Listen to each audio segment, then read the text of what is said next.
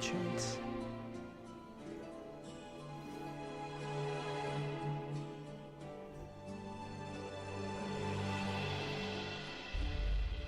Glove. Ball.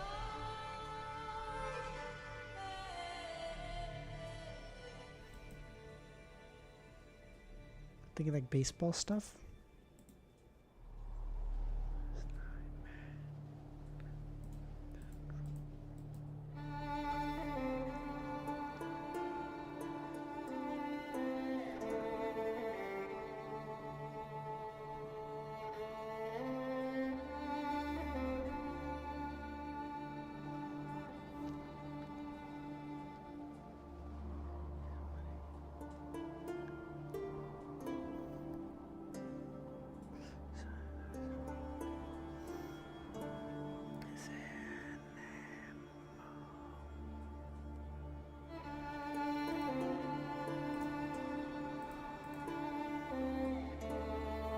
Wow, that's bright as shit.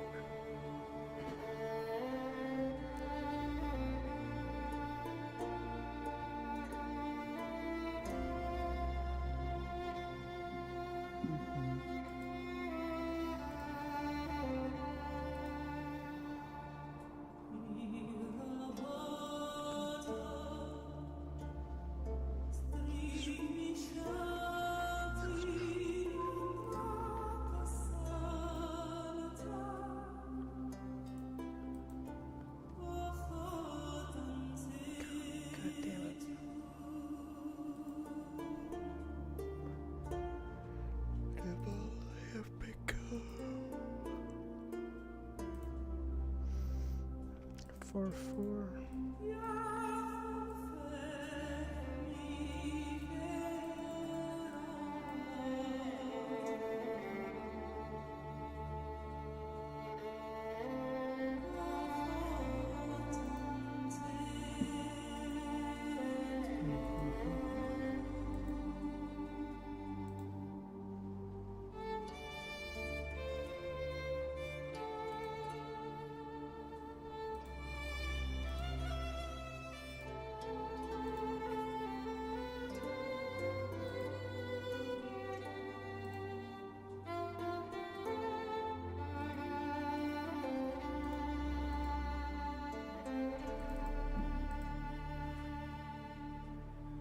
Romero, how's it going, man? How you doing?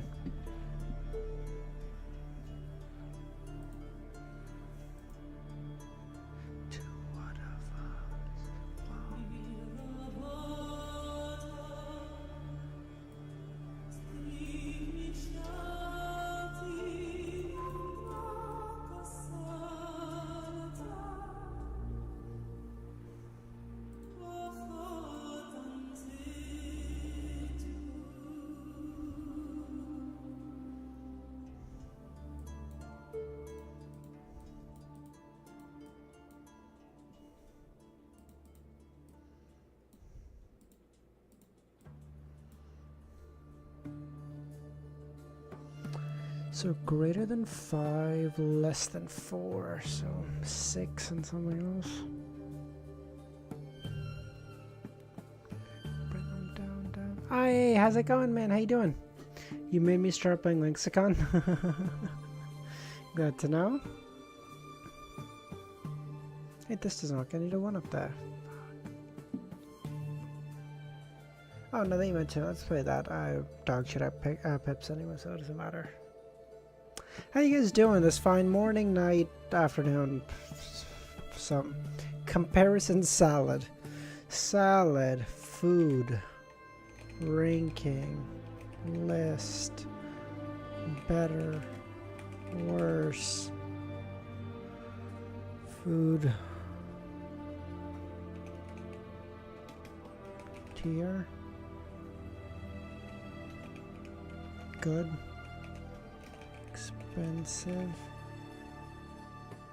Expensive food. Salad, food expensive.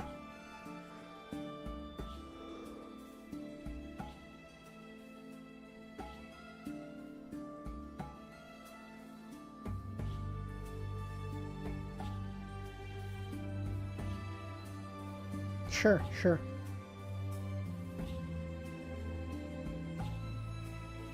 Down.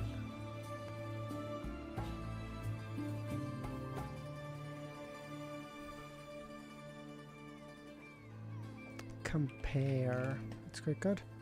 Comparison, compare. Okay, that's enough, that's enough, that's enough. Okay, we'll leave it there. Equate.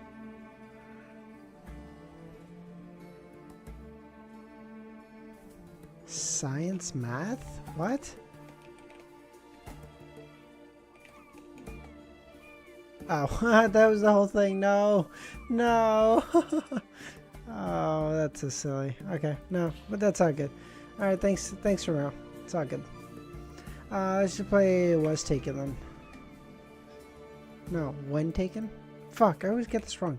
Is Was Taken a fucking Minecraft YouTuber? Who is it? No, you're good. No worries, man. I'm really sorry about. Oh, good. Washington Monument. So, Washington, D.C. How many chapters do you think you can read tonight? I probably won't do too much. Probably 5 or 6, maybe. I feel pretty good. It's not that like I can't. It's literally just so tomorrow I have 2 choices. I can either not stream in the morning because I have a job interview at 2, so I need to get done early, much earlier than I normally stream, or not much earlier than I normally finish stream. Or I can wake up early and do a stream a little earlier. So I'm thinking I will do a shorter stream right now, go to bed, wake up a little earlier, do a morning stream a little earlier, and then do a night stream. So I'll do a little bit of a shorter stream, like maybe 5 or 6 chapters. That's why I didn't put a title up there. If I feel good, maybe we'll go for like 6 chapters, maybe 7. I don't know. It just depends. But like the plan is hopefully to do a morning stream by like 9 a.m. my time tomorrow. That way 9 a.m. to hopefully 12, 3-hour stream, normal time, normal length stream, and then I still have 2 hours before the interview. So like, you know.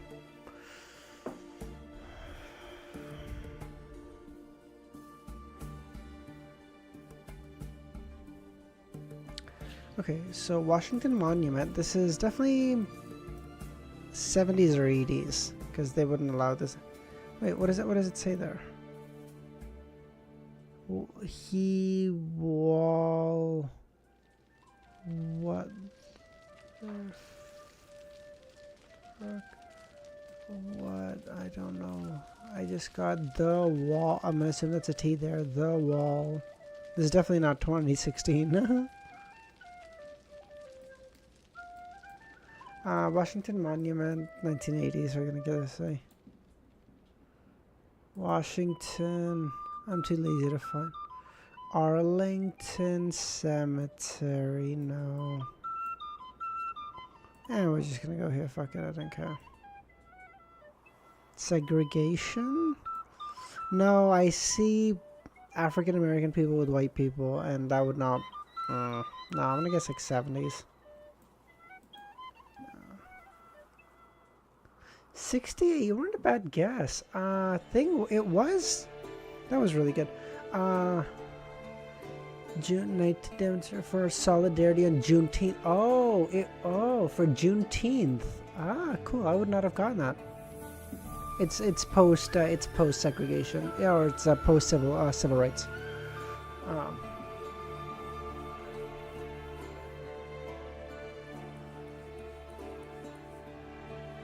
Japanese?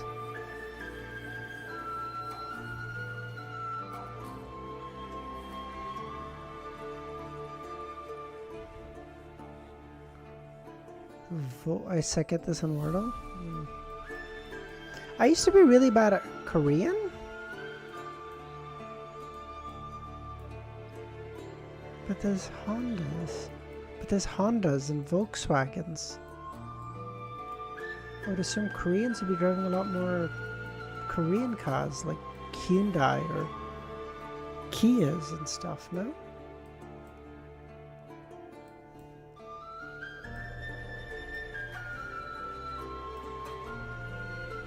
This is not Korea? That's not Korea.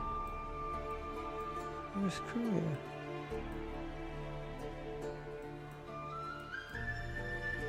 It's Korea. Why am I so bad at this? Oh, that's why. It's okay. We'll go with Seoul. We'll go with Seoul. Fucking 19. Nah. Either late 90s or early 2000s. We'll do 02. Fuck, it was China. It's fine. 2011? Really? Okay. So... Oh. God, I'm so sleepy.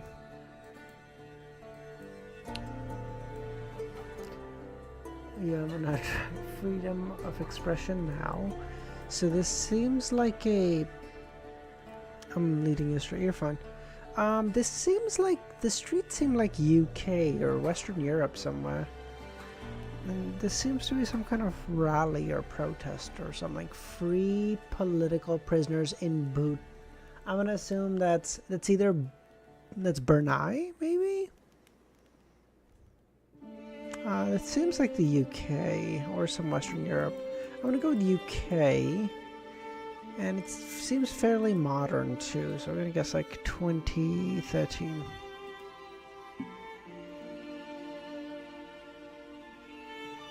Nice.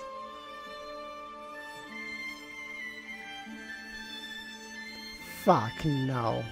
God damn it. Thunder, how's it going, man? How you doing?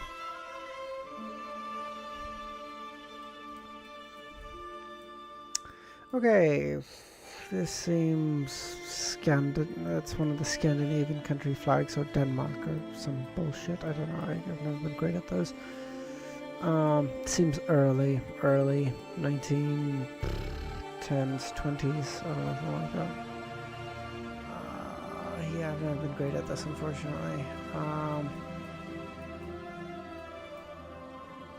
We're gonna go with... We're gonna go with Sweden. We're gonna go with Stockholm. 1912.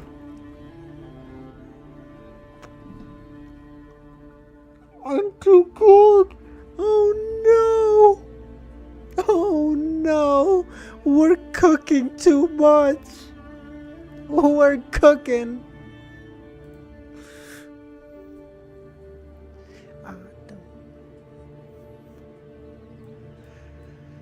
Okay, it's definitely not in Stranakas. So this is like a Germanic language, definitely, because there's a lot of English influence, or there's like a lot of root words that are similar with this game. Actually seems fun. This game is super fun. I really enjoy you check it out. I really recommend everyone check it out if you're interested in just testing out your geography and history and stuff. And just languages, because like you're reading this and you're going, I don't know what language this is, right? So it's fun. Your spiritual intuition is enough. Yeah, it's if you just search up "when taken," you'd be very good. I'm very confused looking at that pic. This one or the last one, Romero? This is interesting. So this is some old 1950s era cars. I don't know what language this is. The buses and stuff are telling me it's definitely not North American. Is that Guinness? No, that's something else. Trueworths, Westwalk. Westwalk? Why did I turn English there? What the fuck? Westwalk? So I'm gonna go with something like... I'm gonna get this one not great. We're gonna go like Luxembourg. It's probably not this, mind you, but... Oh, Netherlands. Netherlands should probably be fine. Let's do like mid-50s. See, South Africa. I just had no chance of getting that. There's just no chance I was getting South America. Or South Africa, rather, sorry. They all look the same to me, you know, my sense of dream. No, like, okay, there's no way I was getting that. Like, this is... Like, I know South Africa is well developed and stuff, but just never would have even occurred to me. Like, the level of, like, English influence made me think, like, Western Europe. It's just off. The red style buses and stuff. Like, I never would have guessed South Africa. But you can't get them all. I did 4 really good rounds. We'll do one more, and then we'll start reading, okay? UK colony? Was South Africa a UK colony? I don't actually know. Was South Africa British colony? The Union of South Africa was created as a self-governing dominion of the British Empire in 1910. Yes, you're right. But the problem is, at that time, every country had so many colonies. It was like I don't... Like, okay, if you were to tell me, like, hey, take a guess, this is a British colony in, let's say, 1920. Well, fuck me, dude. Britain owned half the planet in 1920. What the fuck am I supposed to... What am I guessing, you know? So, just, you know, it is what it is. Kami, how's it going, man? How you doing?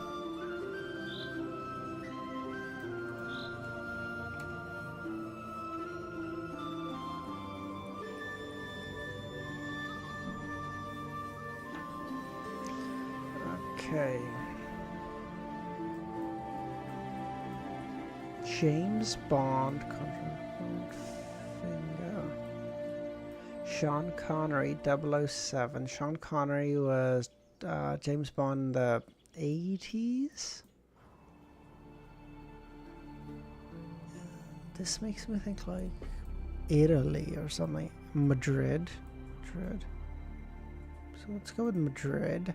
Let's go with Madrid in the 70s. 65. Stupid. When was Sean Connery the James Bond? I don't actually know. When was Connery Bond? 62 and 80. 62 through 83? My boy had range. He was Connery for he was James Bond for 20 years. The way suits were common where it was back then, true. Sure, yeah. Okay, Avril, so... Fuck, you're giving me months. Give me the date too, you bitch. Okay, Brazil. Okay, that's handy. Thank you, lady. Recent. I mean, Brazil is big, or not unfortunately. I'll go with Sao Paulo. I don't know. It could be anywhere, really.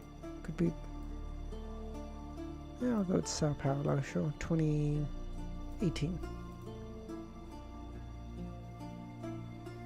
2023. Oh, well, that's fine. That'll do. That will do. We're not too picky. We're gonna take that. That is most certainly Japanese. That is quite certainly semi-recent as well. Hey there, how's it going? How you doing? Japan. We're gonna go to Nippon. We'll go to Osaka. We'll do 2014. 18.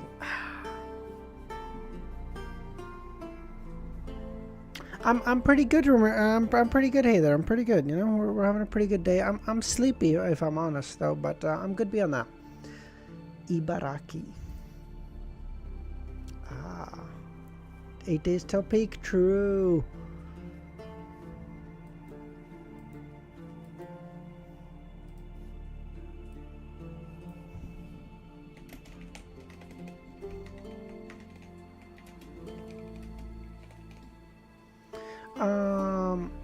German? Maybe. I don't actually... Okay, this one I don't have clues.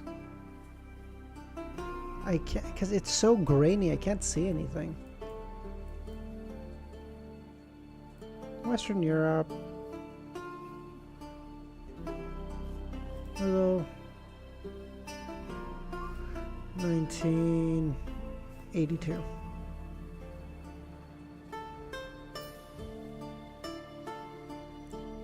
Good guess, Romero. Good guess.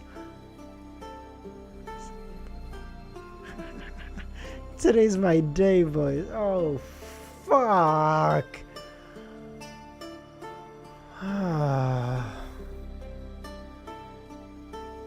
This says nothing.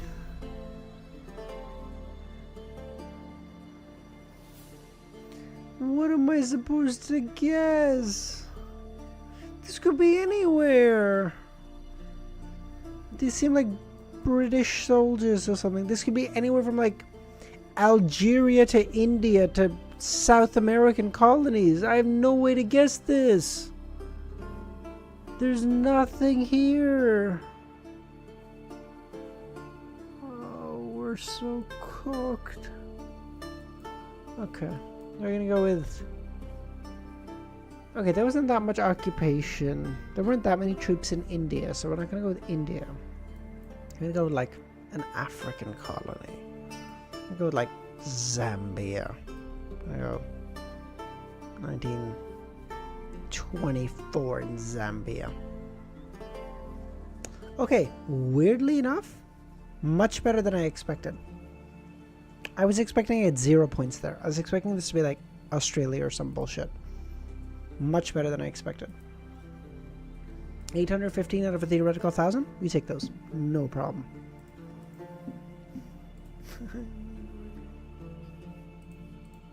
Alright, let's get started reading, boys. Let's get started reading.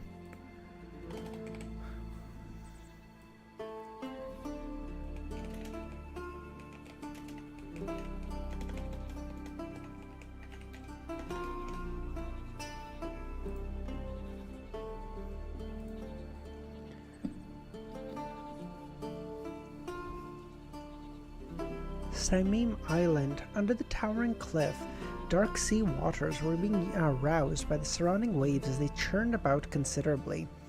On crazy Captain Connor's ship named the Single-Eyed Skull, a few pirates donned cloaks as they pulled up their hats. The rain pattered down heavily on them as they fought the winds that could lift a child, in order to walk out of the cabin and inspect the ship to prevent any accidents. Their cloaks were made of linen, but only their surfaces were smeared with an already hardened sticky liquid.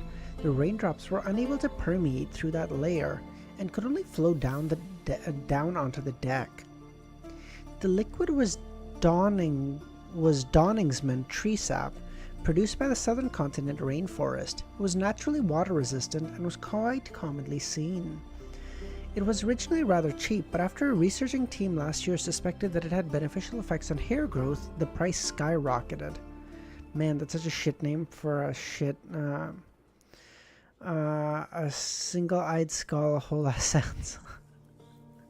True. In such weather, it's suitable to be inside the Red Theater, drinking liquor, smoking weed, and having women in your arms, a pirate grumbled. Okay, we were talking about weed. I guess they have weed. Never mind.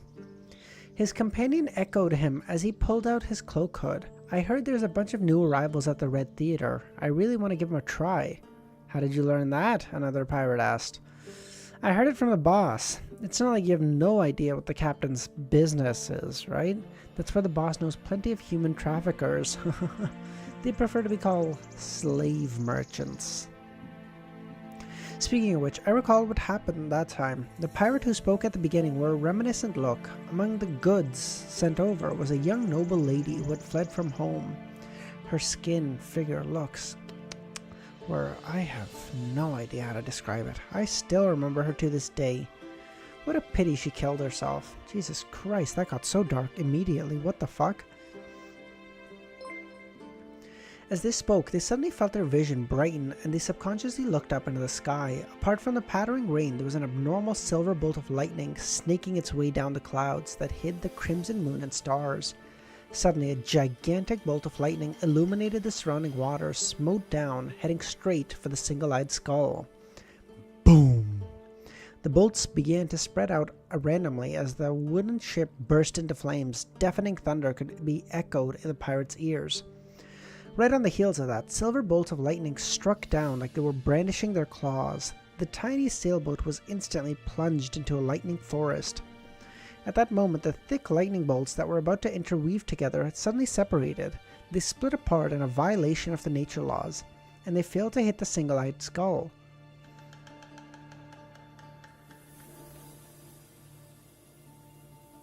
What? Something counteracted the Sea God Scepter? They hung close to the ship's surroundings before striking the pitch-black waters, lighting up the surrounding sea. The pirates on deck suffered from the strike. One of them had been charred black like an overburnt piece of wood. 2 collapsed.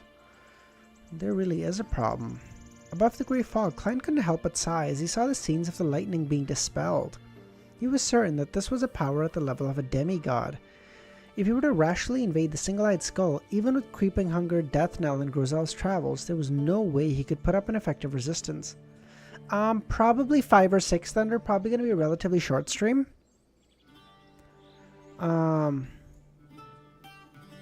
It seems like a defensive ability, Romero. It can be a lot of things. It can be order from like the Arbiter pathway. If let's say, if he's being helped by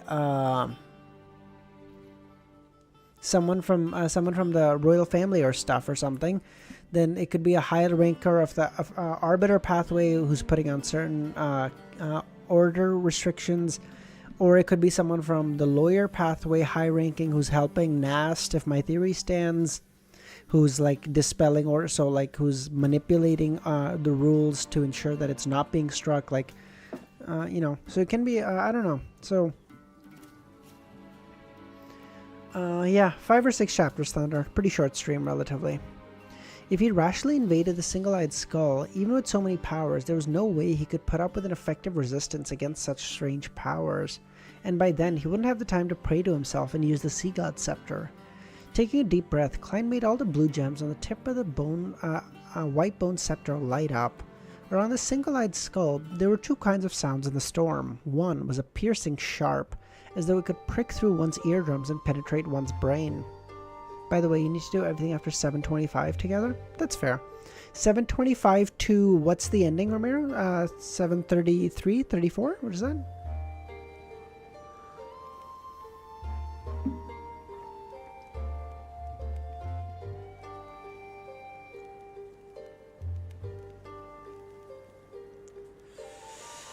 $732. Oh, okay, yeah, that's like a regular stream. That's no problem. So there's gonna so tomorrow I will try if I can do a morning stream and then a night stream. That way I'll get us to 724, 725 tomorrow night. And then there's no stream on Saturday because it's it's my nephew's birthday party, so we're like setting up the house and shit. So nothing on Saturday. And then Sunday we can finish Volume 3. Based.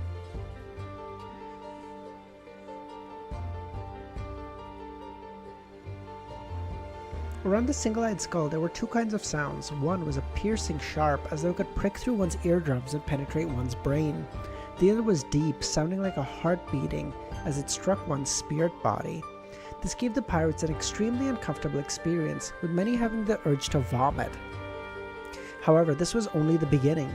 The sound of water splashing intensified, as the dark wave surged up to a height of nearly 10 meters, running opposite the island cliffside. The wave was like a wall created by a deity as he pushed it forward towards the Single-Eyed Skull with an invisible hand. This was a tsunami Klein created. The whooshing sound of the wave sounded like explosions as the pirates on board looked at the dark sky outside, the churning clouds and the massive tsunami. It felt like the apocalypse mentioned in mythical legends had arrived. They all lost their will to save themselves. But as they were waiting in despair for the final judgment, a disturbance that didn't abide by logic or laws appeared in the middle of the waves created by that tsunami. An indescribable vortex rapidly took form as it tore through the entire wave, causing the terrifying wave to suddenly collapse. What is this thing? Amidst the rapturous rumble, a secondary wave threw the Single-Eyed Skull high into the air as the gigantic wave from before dispersed, spraying a portion of its load onto the ship. One of the masts broke, and the ship was in shambles. Even the deck was completely flooded. A strong wind suddenly stirred and swept up the area, turning into a hurricane that exceeded its own limits, pushing the airborne Single-Eyed Skull further towards the sea. The ship began to ride the squall as it flew towards the sky, covering a distance of several nautical miles without landing in the undulating waters. It was as though it was an airship that continued stably. Klein was amazed at the demigod or sealed artifact of the corresponding level inside the single-eyed skull for nullifying the tsunami. He sighed at his lacking sequence, as he couldn't create the destructive tsunami that Kalvatua previously created, despite stirring the powers of the mysterious space above the grey fog. In the meantime, he controlled the hurricane and ensured the single-eyed skull didn't lose its support and plummet, afraid that it would leave the 5 nautical mile range influence. At that moment, his goal wasn't to destroy the single-eyed skull, nor was it to capture Connor's Victor, but to force out the demigod or artifact hidden on the ship. A powerhouse or item at this level was scarce. By seeing its appearance, he would know who they were sooner or later, as well as which organization it belonged to. And this provided the subsequent direction for the investigation regarding the Great Smog of Backland. I hope it's not from the Seer pathway, otherwise who knows if it's their true face or not. But this is a good thing. Since I'm investigating the truth of the Great Smog, I'll figure out what Inzongwil is doing, and I'll make preparations for my subsequent revenge. I'll also be able to successfully find the Bizarro Sorcerer potion formula and main ingredients. Klein silently sighed as he made the gem on the tip of the Sea God Scepter emit a pure azure light. High-level Beyonders are like celebrities, but secret celebrities? Yeah, exactly. They're like, just their existence is rare. I'm so... Damn. That's so crazy to think, eh? One more sequence, technically. It's just one more. Now, it's like a really big jump. That's a whole separate issue, but it's one more sequence until Klein can go beat Inzongwil's ass. Ooh. With a hum, the single-eyed skull's flight experienced a change. It plummeted like a roar, and it didn't even manage to glide. Suddenly, it turned very, very light, landing on the sea surface like a feather beginning to caress a human's face. At that moment, Klein, who had exhausted plenty of spirituality, was about to muster his remaining strength to create another tsunami when he heard an explosive boom. Yeah, to live to sequence forward without losing control, that's why they called them demigods? Yeah. Yeah. Absolute cinema.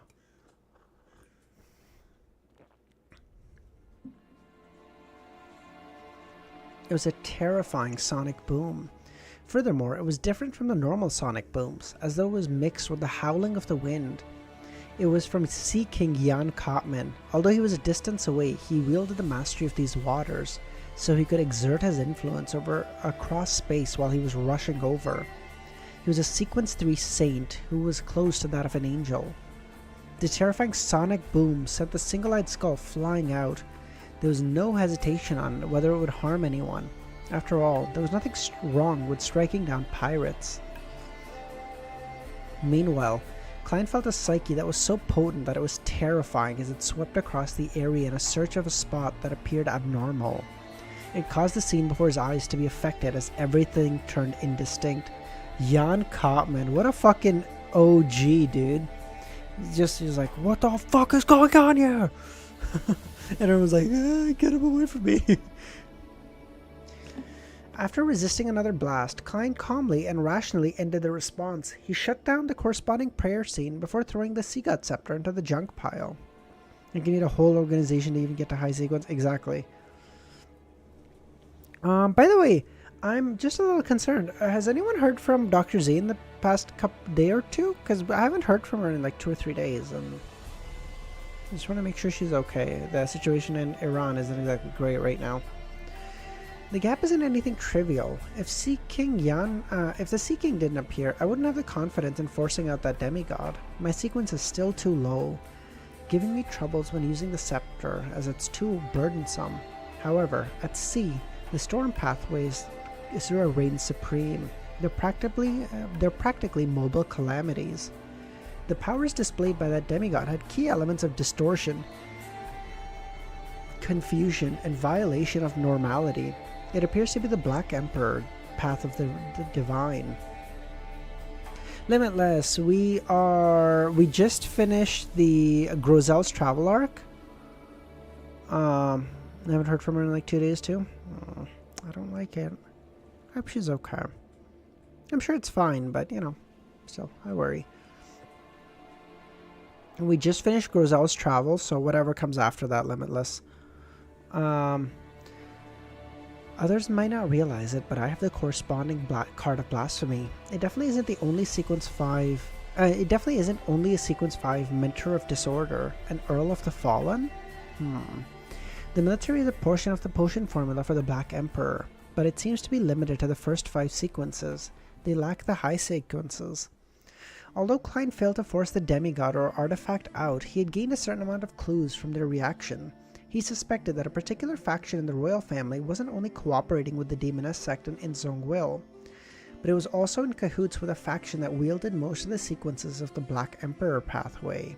The name Earl of the Fallen is Two-Peak. I know! That's so, dude, I feel like all of the lawyer pathway ones are hard as fuck. Baron of Corruption? Even that shit is hard as fuck. Duke of Entropy? Oh. Chills. The descendant of Solomon or Truonst? Is the King of the Five Seas Nast involved in this? Klein was in serious thought when he heard some overlapping prayers in his ear. It broke his train of thought as he emanated his spirituality and touched the rippling light. Then he saw Dannis. Prince of Abolition. Yeah. That's very cool too. Oh. Duke of Entropy, Prince. Oh, Earl. Oh, I know the whole Black Emperor pathway, yeah. Then he saw Dannis. This well-known pirate had his eyes closed as he piously prayed to the fool. I'm so curious. Does Klein still not see that Nast is trying to become a Black Emperor? To me, it feels so obvious. Klein took out his pocket watch in a daze and took out a few looks at the time to confirm that it was almost 3 in the morning. Is he insane? Why is he praying in the middle of the night? Does he not want me to sleep? Klein watched carefully in exasperated amusement and discovered that Dannis looked tipsy. The crew members of the Golden Dream are having another bonfire party? Are they celebrating the departure of Gehrman? To think they celebrated all the way into the middle of the night. Klein instantly understood why Dannis was praying at that moment. He took a deep breath as he emanated his will into the halo, saying in a deep voice, "Those who say my name are on my mind." Dannis praying at 3 a.m. And I love how Klein is like, does not want me to sleep. Bro, he thinks you're a god. What the fuck do you mean? Music is too loud?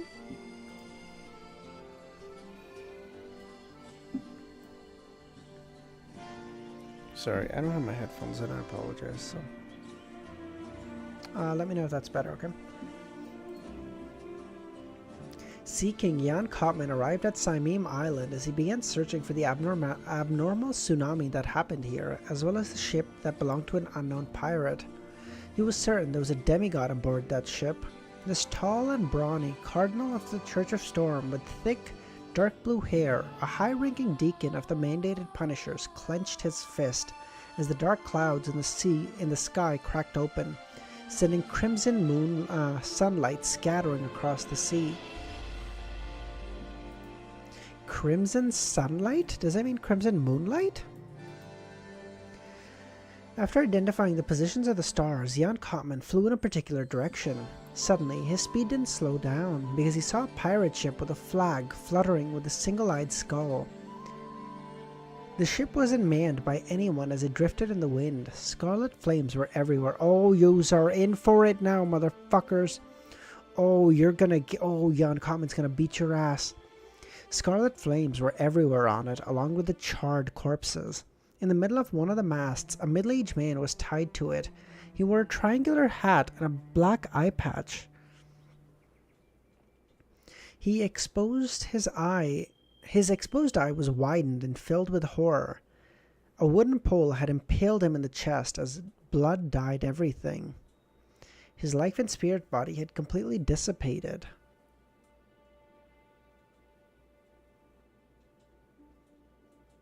Dude, Sea King Jan Kottman is Dude, Think about it, Thunder, as he was making his way over, sonic booms are going off. Like, this motherfucker is moving at Mach 3, 4, 5. He's just like, oh, get me there, fucking let me kill him. Yeah. He's out of his fucking mind. He's like, what's happening?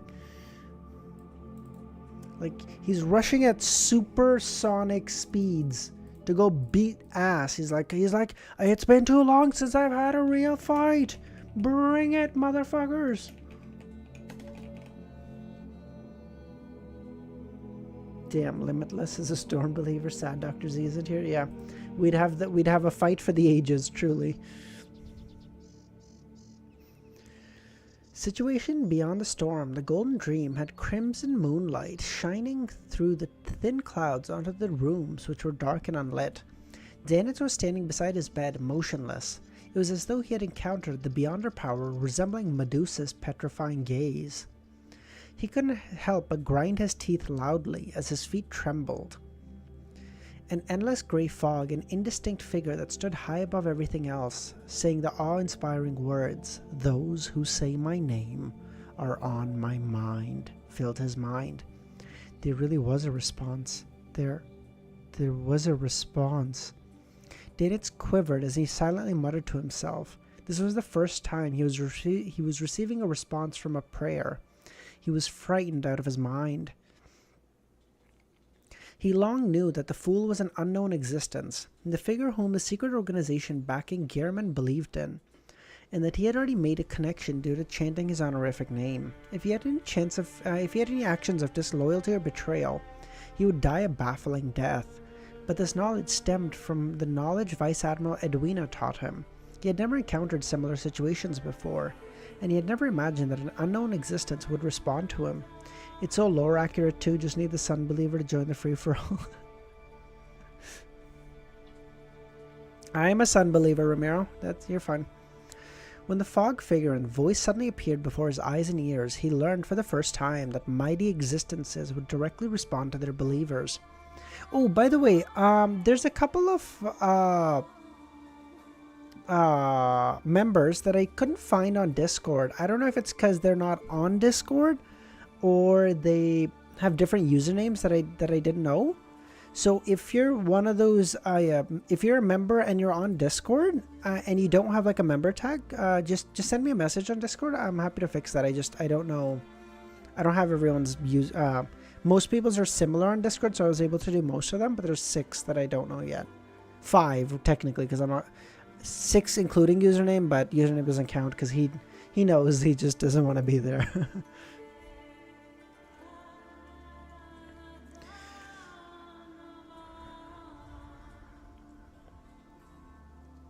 Yes, Thunder, you already have it. Yeah. I think there's a way to connect your Discord to your YouTube members. Is there? Oh. Interesting. When the fog figurance, a voice suddenly appeared before his eyes, he learned for the first time that mighty existences do respond to their believers. Yes, deep down, Dannis had unknowingly changed the unknown existence into a mighty existence. When the show comes out, you gotta do no spoiler opinions, then spoiler opinions? Yeah. So what I plan on doing, Bullseye, is I plan on doing like the first half of videos or stuff like, hey, this is a no spoiler review, so we're just going over stuff. And then it'll be like, hey, Donghua only members, click off now because you're gonna be spoiled. And then we can do like a full-on review, right?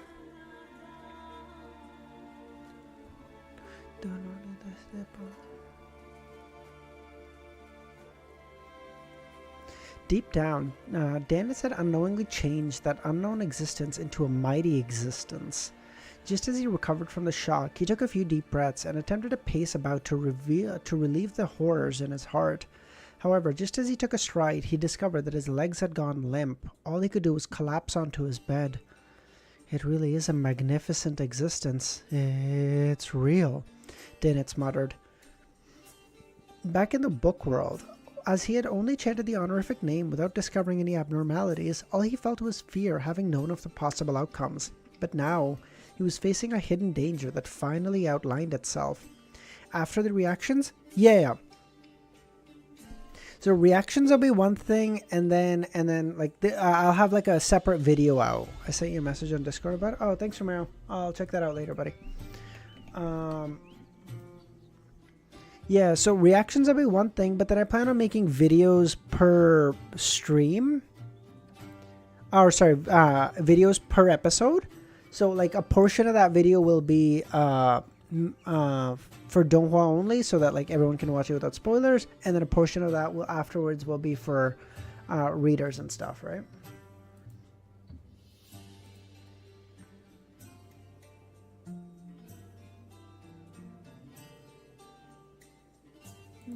Cool.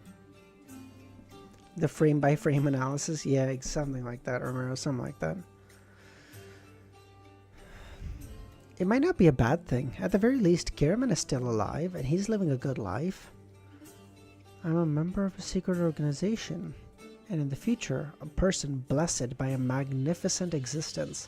As his thoughts raced, Dannis decided to pray every morning when he woke up. He believed that no existence would dislike a pious believer. True, it's very easy to sync members with Discord roles. Okay, dope. Okay, cool. Thanks, Romero. Alright, well, I'll take a look at that. I'll take a look at that tomorrow. Of course, he would keep in mind the revelation and often praying inwardly. The next morning, Klein woke up normally, having exhausted himself the previous night. 12-hour episode review from EZ. Yeah, man, I don't have that in me.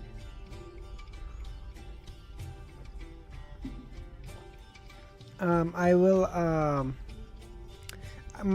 if I had to guess, like my episode reviews are probably going to be like an hour, maybe an hour and a half. They're not going to be overly long. And then the videos I make will be, I hope if I can get them to like 15 or 20 minutes, I would be really happy, but it'll just depend.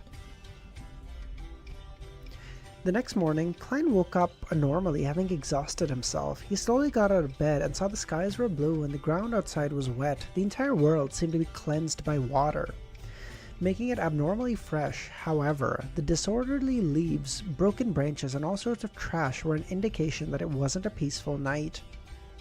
He's gonna be mad if he's disturbed every morning. Yeah, he's gonna be like, holy fuck, do you mind not praying until after 10 a.m. Backlund time, you bitch? After washing up, Klein wore an ordinary Loanese face, ordered a cup of Gurney sap, something that originated from Saimim Island, and a rather heavy choice for breakfast. Titiva. It was to make up for previous night's expenditure. As he drank the beverage that resembled lemonade with sugar and milk, he ate the fragrant meal that mixed with mutton and fish together, along with the sweet and slightly sour flour of the fruit. Klein held up the newspaper provided by the inn with great pleasure as he read through the newspapers. He opened at the end of breakfast. He opened up Strange Cases, a paper that was rather popular among adventurers, and saw the striking headline: "Bloody infighting amid storm." According to sources, there was an intense infighting on Crazy Captain Connor's Single-Eyed Skull. The pirate executed Crazy Captain and killed each other. The reports say no one survived. Love how even food has lore. Actually, our Lord's 11th revelation do not pray until afternoon. True.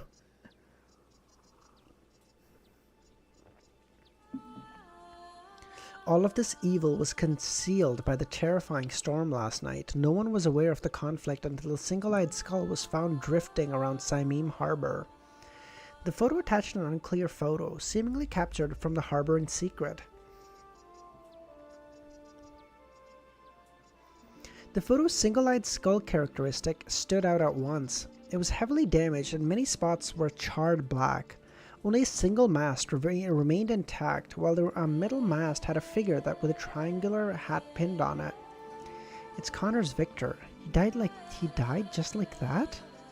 Klein seriously contemplated. It could almost be confirmed that there was a demigod on the ship last night. When he saw that Crazy Captain was targeted, or the Sea King in pursuit, he could only care for himself. Unable to bring Connors with him, he decisively silenced him and destroyed all evidence. You think it's that simple? I feel like this is fake. Why do I think this is fake? I feel like crazy captain is fine. Klein, who had plans on continuing his pursuit of the crazy captain, felt dejected. The only matter he was aware of at the moment was that demigod likely belonged to the Black Emperor pathway. From the intensity of the storm last night, the single-eyed skull was likely sent to the harbor by Sea King Jan Kottman to do a follow-up investigation. I wonder if they'll find anything else. Yes, I can get the Hanged Man to keep an eye out for it in the future. There's no need to inform him since the tarot gathering will be this afternoon. Oh shit, okay, nice. Okay, tarot gathering this afternoon. The world can directly commission him to do so. Klein quickly made up his mind before downing the rest of Gurney's sap. Then he returned to his room and planned to retrieve the radio transceiver which had been above the grey fog for a long time to contact Aridus.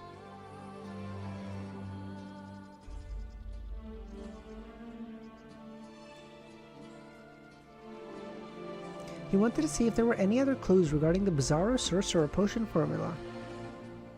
This is fake. The demigod was not there on the ship when the Sea King arrived, only dead. This is fake. Thank you, Romero. Okay, I had good instincts. I don't know why, but I had good instincts. Having left Oravi's East Sea, which was where the Aurora Order's demigod previously targeted him, Klein now dared to use the item with the Grey Fog Zora. However, he knew very well that he couldn't do it frequently, and each use couldn't last too long, otherwise the true creator could detect it. Due to this reason and his wariness against Aridus, he planned on doing whatever he could himself, and would only seek out advice when needed. And he would seek out advice from others if possible. He only planned on asking questions if he was out of options, so the demigod killed everyone and dipped.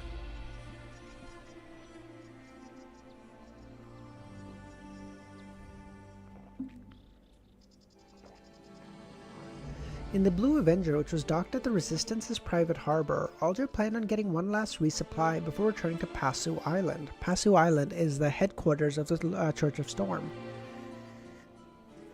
See, I was going through my notes with Romero earlier. I retained some very minute, almost useless information, but I retained some stuff. Highest mod, yeah. After instructing his crew which items to purchase, he changed into local clothing and went straight for Bayam. After circling a few times, he came to the Cathedral of Waves, planning to report to Diocese Bishop Chogo about recent developments. Although he was returning to Passu Island and reporting his work to the upper echelon of the church, he knew very well who his immediate superior was. He knew that all he needed to do was act appropriately and not make his superior believe he was skipping the chain of command by directly establishing relations with the upper echelon. Romero, why'd you delete that? That was fine. He just said Jan Kottman ain't all that. And he's a member of the Church of Storm, which is kind of blasphemy for him to say, but... Chogo remained hale and hearty as he was very pleased with Alger's proactive reporting. After he heard that, he said with a brisk tone, "There's no need to worry about it. It's just routine reporting. I've already informed His Eminence Kottman that you're devoted to the Lord and loyal to the Church. You're one of the most trusted captains, and His Eminence Kottman will inform the Council of this.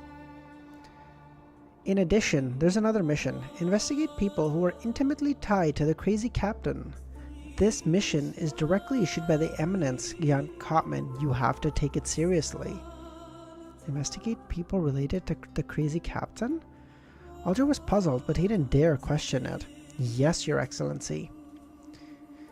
The grizzled Chogo thought for 2 seconds before asking, "Do you know Gehrman Sparrow?"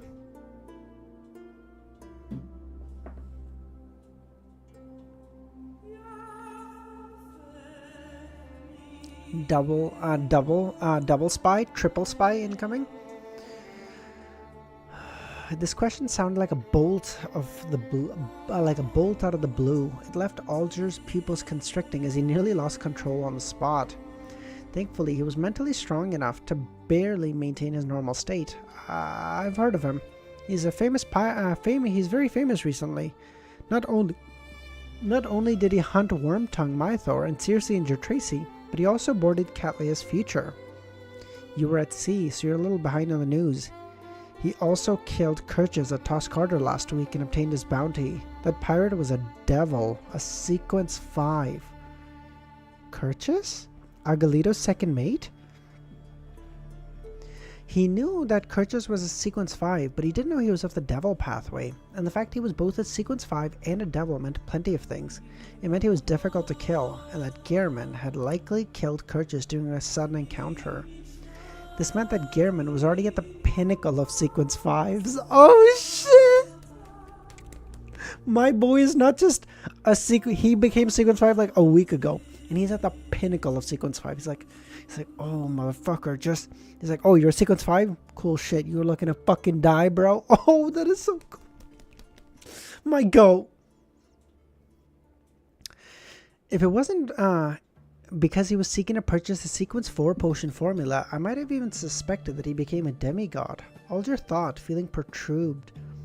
He was alarmed to realize that in a week, the world had obtained the Sequence 5 Ocean Songster potion formula and main ingredient, killed a Sequence 5 devil, and he might very possibly have a Sequence 6 notary potion formula in hand too. How does he do it?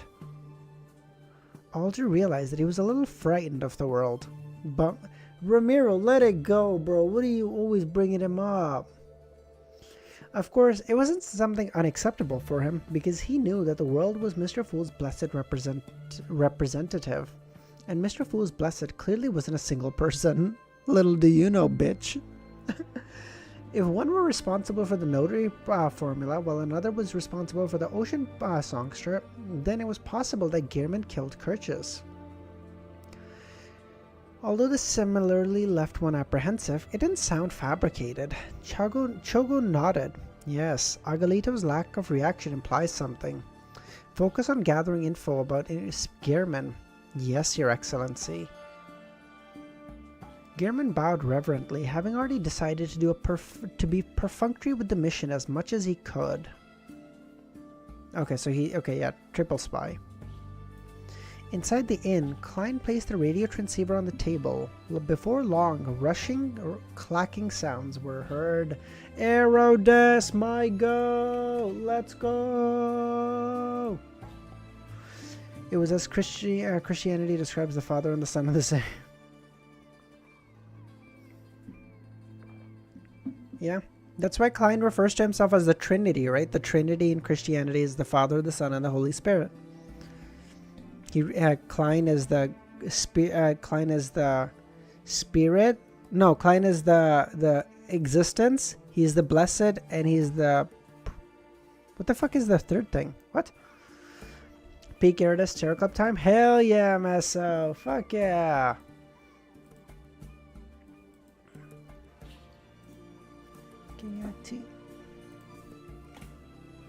Three questions. Alright, make them good ones, Klein. The God, the Blessed, and the Believer. Oh, I see. Okay. B. Amidst the crackling sound, the radio transceiver spewed out illusory paper. Great Master, your loyal and humble servant Aridus has finally caught you. There's no need to be so excited. And the way Aridus speaks is always so professional. He didn't express his bitterness about not being able to contact me for a long amount of time. Nor did he question me about why I haven't been looking for it. He blamed himself. It makes me feel a little guilty, but I still need to be wary. Aridus didn't wait as he used the radio transceiver to produce an emoticon of carefully peeking out of the illusory paper. Great Master, the ruler above the spirit world, your servant has sensed that you are one step closer to returning to your holy throne, am I right? Okay. Holy throne. So there's like a throne above the steps. He really has evolved quickly. He's already using colored text to form a nascent form of emoticons. From Aridus' point of view, I'm a true god taking steps to find myself. That's why, although it can clearly sense that I'm only a Sequence 5, it treats me with even more respect. Yes. You have already answered my question. As an exchange and a rule that I need to overlook, you can raise a question to me. Where can the potion formula for Bizarro Sorcerer be found?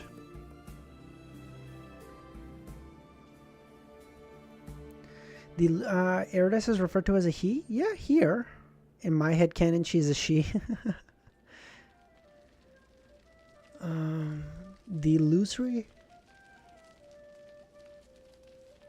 The illusory paper spat out a long paragraph with complicated symbols before turning into a mirror as it represented a realistic scene. It was a dark cathedral without drawing any light sources. Inside it was a bunch of squirming details that were so blurry. It looked as though it was a pencil drawing that had been wiped by an eraser. However, Aridus added a bunch of text. This is Zaratul in his advancement to Sequence 1. Attendant of Mysteries? That's so cool! Bro, I didn't know you were going to drop me a Sequence 1 of the Seer Pathway?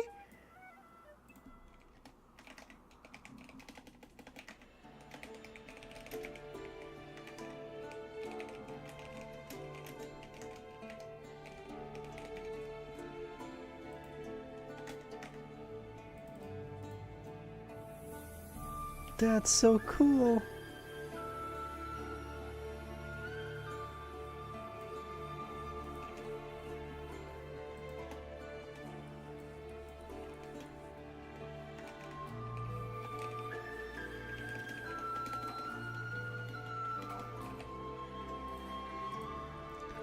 Oh, that's so cool.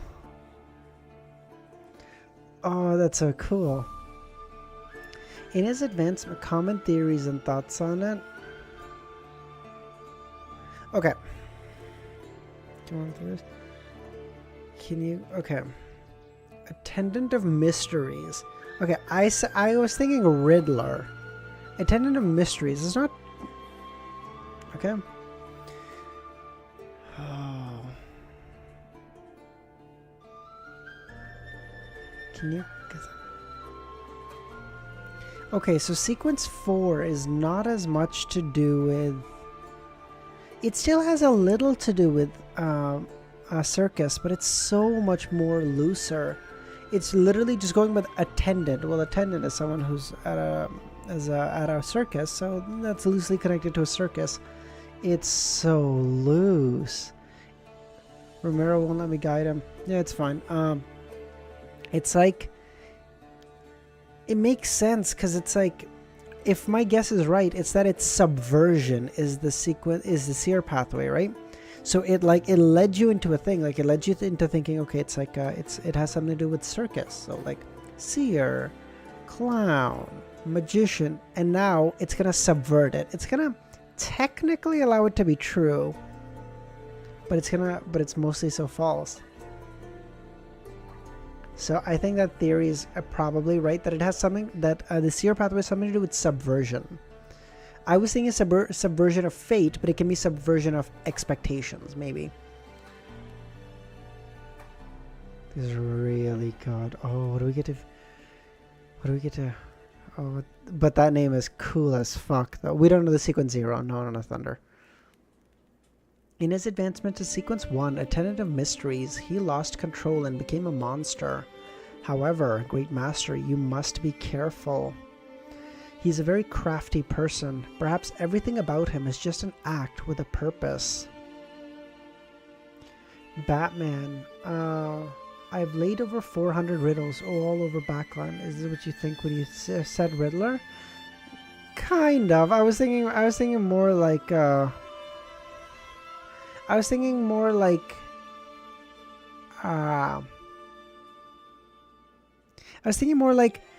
here's what's supposed. I was thinking more like someone who has knowledge and is able to move.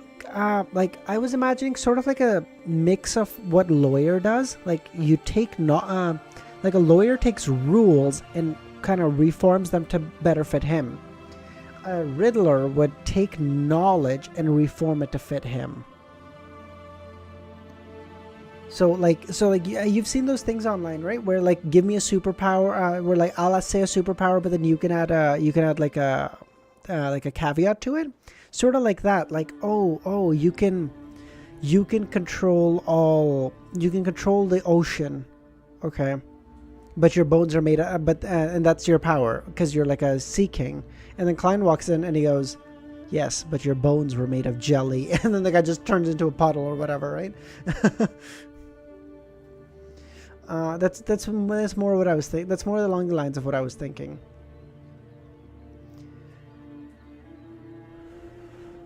I'm unable to look at him directly, but as it will bring me harm. Aside from him, you will be unable to obtain the potion formula for any demigod from the Secret Order. This is because back then, Zaratul would directly provide the high sequence potion to them. There's no way to use any Beyonder methods to reverse divine it. What a detailed answer. It even gave me the additional knowledge that the sequence 1 corresponding to Seer Pathway is a tenet of mysteries. Does it mean being an angel that serves upon mystery? I still bet you to guess sequence 3.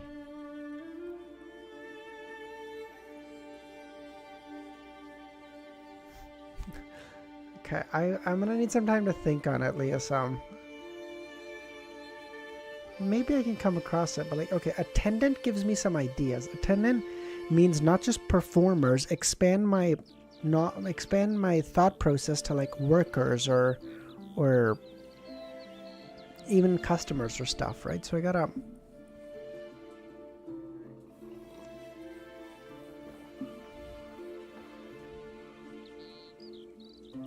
From the looks of it, the Secret Order approach can only work by directly facing Zaratul to get the formula, and I'm not even capable of viewing him. It's no wonder the Snake of Fate told me that the crazy Zaratul told me to find the crazy Zaratul without mentioning the Secret Order. Klein was moved by Aridus' attitude. If he didn't feel that he lacked the level and strength to commandeer the sealed artifact, he even planned on truly treating it as a servant. Amidst the clear clacking sound, another segment of the illusory piece of paper appeared, presenting another scene. Wait, I just realized. Oh, I'm so stupid. How did I not think of that? I just realized. Aridus is attracted. I always thought Aridus was attracted to Klein because of the grey fog. It has nothing to do with the grey fog. It has to do with Klein himself. Klein is somehow special. Because if it was the grey fog, then the grey fog wouldn't interfere with Aridus' ability to contact Klein in the grey fog. He could just use this typewriter up there. Because if Aridus was from the grey fog, which was my guess, it wouldn't affect him the same way. He'd be able to get through it. So Klein is somehow different. But it is the scent of the grey fog that's making him catch on. Maybe the grey fog is like a manifestation of Klein's uniqueness. I don't even know what uniqueness is. I'm just saying words at this point.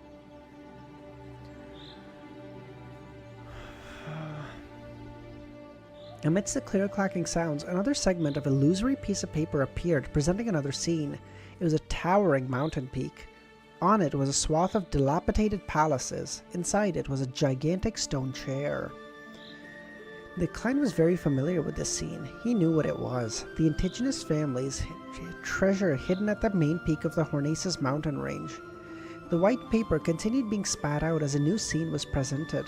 Just like a movie, it had changes in the camera angle. The former presented the Bell of Order, and the latter presented the Sodella Palace. They were landmark buildings in Backland. The soon changed again. There was a new building on the paper. It was a pure black cathedral with 2 symmetrical bell towers.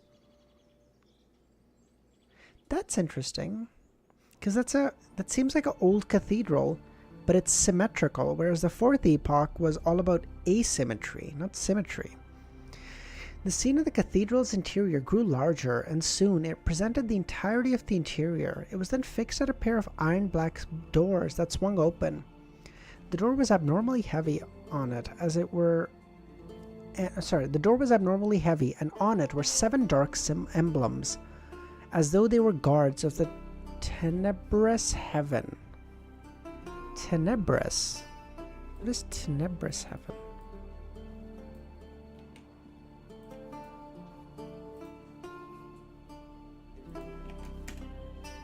Tenebrous, dark, shadowy, obscure. Okay. Chanis Gate, St. Samuel Cathedral. Klein recognized the familiar style door. Based on the architectural style, he could confirm the cathedral was of the Evernite Church. St. Samuel Cathedral. White paper spat out once again, and the scene changed as it plunged into darkness. On an empty bookshelf built on bones, There was an ancient notebook. It was black. It was hard. Oh my god, it was a black hardcover book. Klein recognized it at once. It was the Indigenous Family Notebook, which caused the death of the original Klein. Oh shit.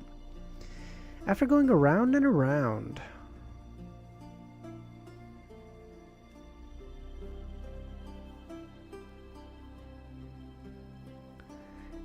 everything came back full circle. Klein silently observed it for a moment, and the scene disappeared, and he regained control of his thought process. Yes, back then, the Aurora Order could see the clown potion formula from the notebook. Haven't been acknowledged by it, and the contents presented to me will definitely be different from before. It might have the Bizarro Sorcerer potion formula. It just lacks the ingredients or characteristics.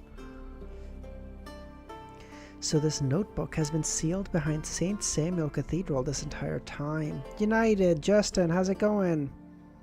I don't think anything today, Justin. I think now that they've released the final release date, I don't think they will be getting anything more. To get it from there, the difficulty in doing so wouldn't be lower than finding Zaratul and facing him. Back then, there were high-sequence Beyonders involved in the Great Smog of Backland. After I reported the matter to the Backland Diocese through misjustice, the matter was quickly quelled. This is sufficient enough to prove that the Backland Diocese has plenty of power, and there's no lack of demigods or artifact. Yes, I'll need to return to Backland first and see if there's any opportunities. In contrast, I'd prefer not to head out to the Hornaces mountain range. Reining in his thoughts, Klein looked at the radio transceiver, which had turned dark and solemn. Last night, who was the demigod on crazy Captain Connor's ship? Ramiro, what should I add? The Indigenous Family Notebook?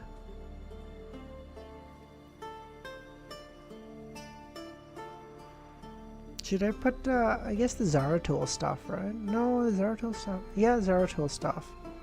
Zaratul sounding like an interesting guy.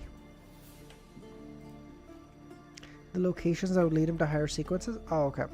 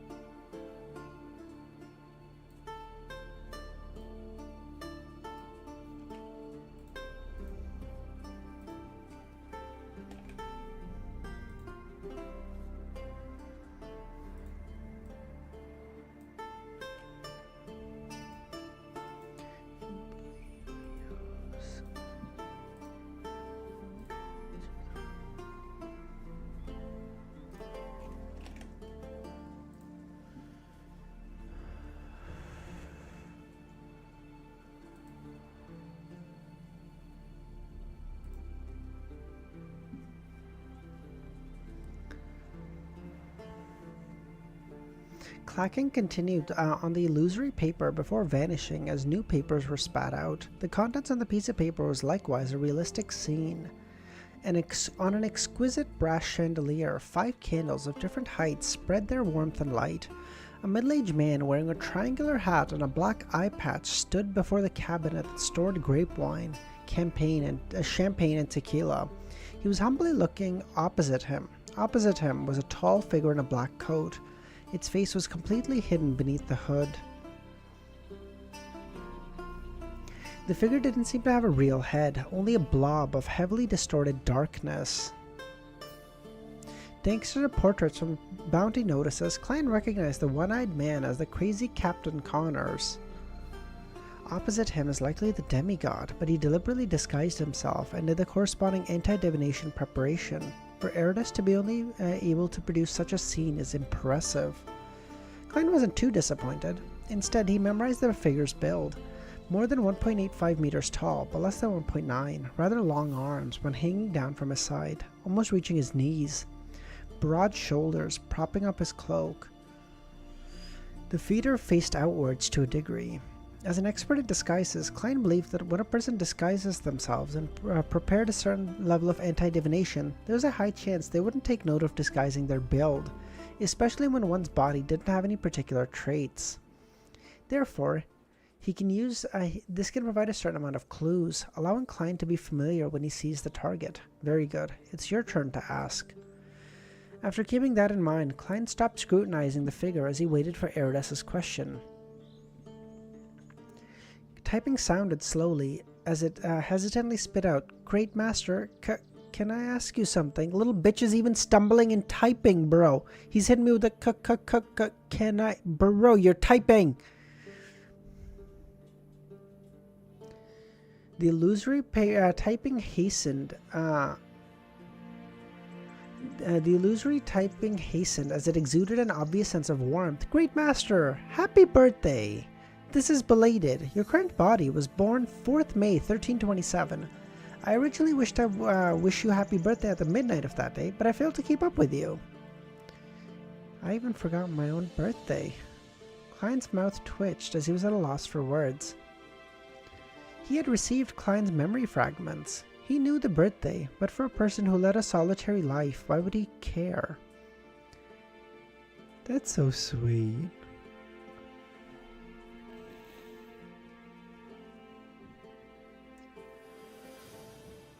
This fellow is actually the first person to wish me a happy birthday. Thanks, guy. I appreciate it, man.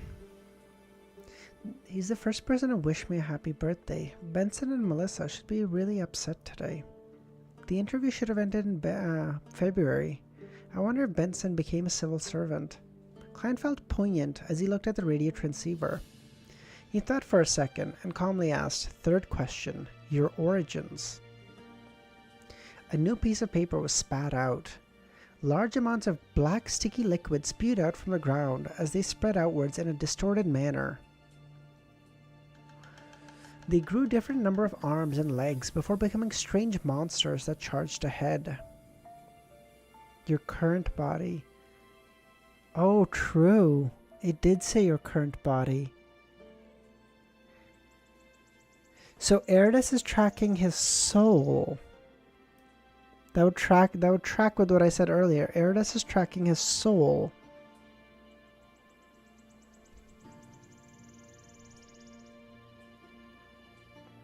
During this process, a speck of light was shot out along the black liquid before landing on a rock, to which it rapidly fused together.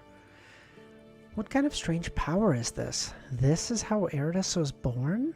What was that speck of light? Where did it originate from? It does seem like a Beyonder characteristic. The typing sound didn't stop as another line appeared. "Great Master, do you have any other questions?" "No. You have finished answering the questions, and it's time for me to leave. Great Master, the ruler above the great fog, your loyal and humble servant Aridus looks forward to serving you again, and the hopes to be able to continue following in your footsteps. Goodbye."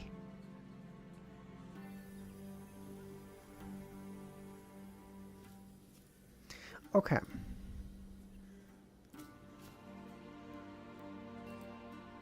So maybe this would kind of track with another theory.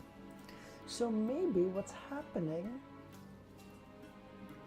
Leo-sam, no, that's not what I'm thinking, but it's close. I'm thinking God, sequence 0, true God, or maybe even a super God, if my guess is right, was bored. I don't know. I'm gonna go with the Ryuk reasoning from Death Note. Okay, and he decided to pull Klein.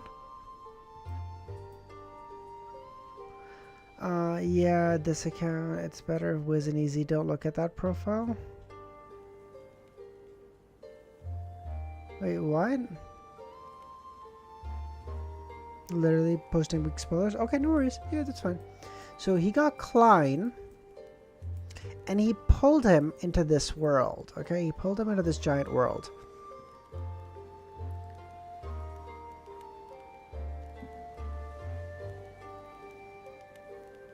All right. Wait, what? No, Aridus thinks that. Read the first thing he said to Klein in the chapter?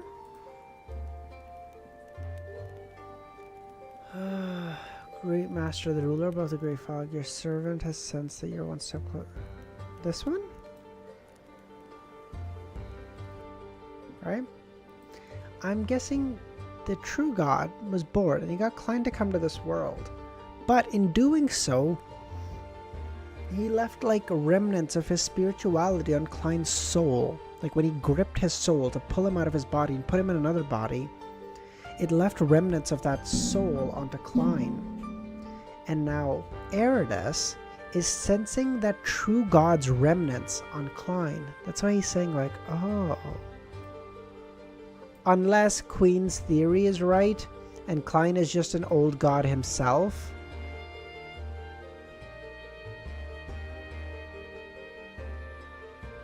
But I think that's silly. Because why would Klein have memories of the other world then? That seems silly. If he was a god, why would he have memories of that world? So I think a true god somehow got Klein to come to this world. And he gave, and there's some remnant spirituality of him left behind. Or he gave Klein some give-me's. He gave Klein a, hey, like, hey, you're coming into a new world, you're kind of getting fucked here. So let's give you a little pick-me-up, you know? And he gave him some powers that Aridus senses. I don't know. Those are the two options. I don't know. I'm leaning towards the first option rather than the second. But I don't know.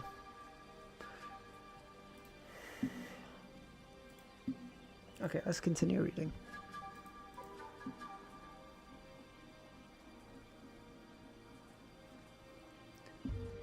$7:14.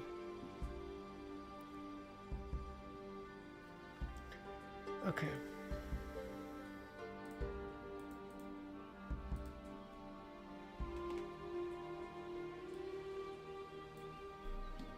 I'm so sleepy.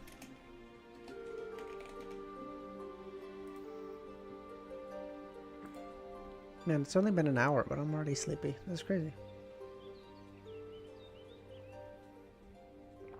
Okay. Inside the quiet room in the inn, the dark, silent radio transceiver instantly turned back to normal. Klein busily set up the ritual and sacrificed it above the grey fog again. According to the clues provided by Aridus, combining the answers from Azek and Will Ossepton, Klein had a basic idea on how to proceed. It was because he didn't wish to return to Backland for some rest and reorganization, but because he viewed this large city as a main locale that he would spend a lot of time being active in. He wanted to see if he could steal the indigenous family notebook from the Evernight Church. If he confirmed there weren't any solutions, he would attempt to switch to the neighboring Beyonder pathway. But if that was impossible, he had no choice but to take the final route, head to the main peak of the Hornasus mountain range. I definitely can't use my identity as Sherlock when I'm back in Backland, unless I want to dig out Inzong Will or the royal family that's hiding. However, when contacting people I'm familiar with or using resources of the Church of Steam, I can transform back into Sherlock. In short, I have to create a new identity. Furthermore, it has to be separate from Gehrman. I won't directly return to Pritz Harbor this time. I'll make a detour to Desi Bay and make sure that no one can figure out my background. Oh, we're heading back to Backland. Oh, I'm so excited! After determining the next steps of the actions to take, he planned on drawing some blood and heading above the grey fog to explore Grozel's travels using his spirit body. But in consideration that there was a Tarot Club gathering in the afternoon, he laid back and took some time to rest. But if my guess is right, we're not getting a new sequence for like 300 chapters, almost. So, by the way, how's everyone doing this fine night, afternoon, day? I don't fucking know what time it is for you guys. The future smoothly cruised through the undulating waves as the Admiral of Stars stood by the window, watching the scenery that seemed to go on without end. Katleya sighed as she nudged the heavy glasses on her nose. At that moment, her spiritual perception was triggered as she looked down at the desk. At some point in time, a piece of yellow paper appeared. The Emperor's diary entries. She finally sent a messenger over. Cattleya turned in delight and picked up a few pieces of paper that were akin to preliminary probe. Good evening. Normal. Day drinking. Yes, Syra, I'm from Canada. Where are you from? Whenever I try to sleep. The fuck? Dude, I try to stream at like 10 hours apart. How are you always sleeping? What the fuck? The other side of the globe? Eastern Asia? By 3 in the afternoon, having memorized the symbols, Cattleya saw the crimson light surge at her like a tide. Fiji. Whoa. It's called naps? Fuck you. Bro, no one... Okay. Unless you're like 30, you shouldn't be taking naps, okay? After 30, you can start taking naps. No problem. I get it. You know, unks get tired. No problem. Any younger than 30, don't be taking naps. Devil, how's it going, man?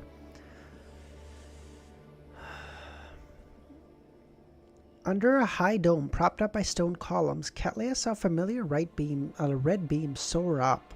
She didn't look carefully as she realized that a pair of glasses had naturally appeared over her nose bridge. It was almost a perfect replica of the one from the outside world.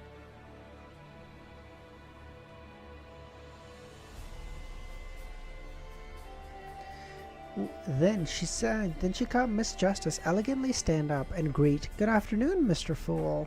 It's power sleeping now?" Audrey was in a good mood recently. After she returned to her family's castle, as an obedient daughter, she helped her mother, Lady Caitlin, resolve some psychological problems that stemmed from her age and psychological condition or physical condition.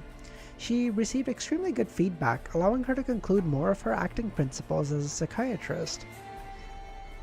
My sleep is not though. This is true, Romero. Amongst them, the most popular principle was to help others resolve psychological issues. She suspected that this was the reason why the potion's name was psychiatrist, not psychologist. Miss Justice is happy. Klein appeared infected as he nodded with a smile. During this process, he noticed that the hanged man appeared to be preoccupied with concerns. He looked like he was hesitating and struggling. This means that the hanged man is able to buy the Ocean Songster potion formula and main ingredient, but he'll have to pay a huge price. I thought he'll have to pay it for in installments. After Miss Justice was done greeting, Cattleya looked at the end of the long bronze table. "Honorable Mr. Fool, I have found 3 pages of Roselle's diary."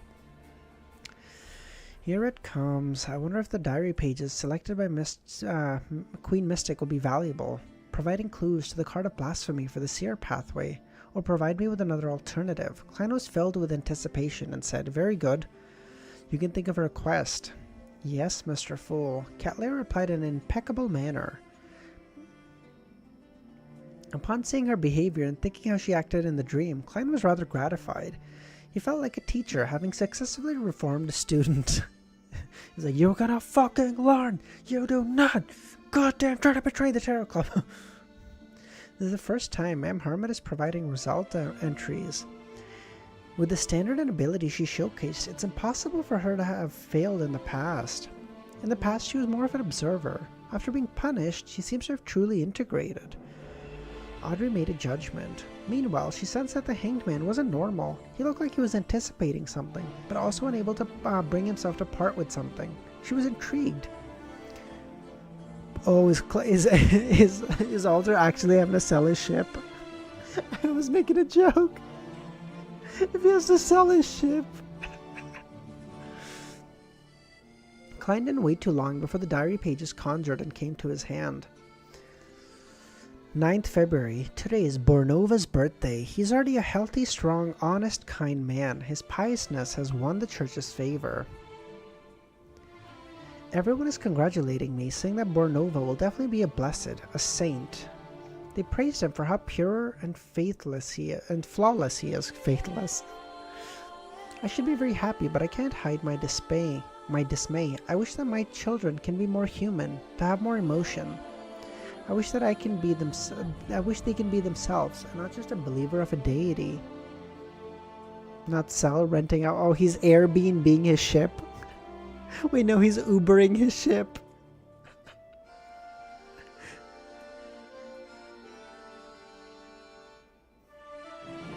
However, almost everyone believes from the bottom of their heart that Bornova's present state is excellent. Matilda is the same. Likewise for CL. Who the fuck is CL? Have I seen this name? No. Most of my noble officers share the same feeling. Only Bernadette shares my point of view. She told me in private that she believes a person should be more self-centered, as long as they don't harm others. Recalling the words Zaratul said during Bornova's birth, as well as the premonition I've had after becoming a demigod, my heart is turning heavier. Adorable angel. What an adorable angel. Is this you being wary of me? Is this how you're attempting to control me? No. You can probably never understand the pride in me. To me, so what if you're a deity? I can replace you. What? What the fuck did I read?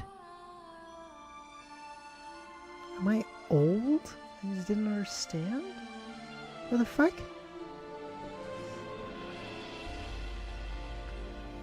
CL Gustav, eldest son, Bornova, second son? Okay.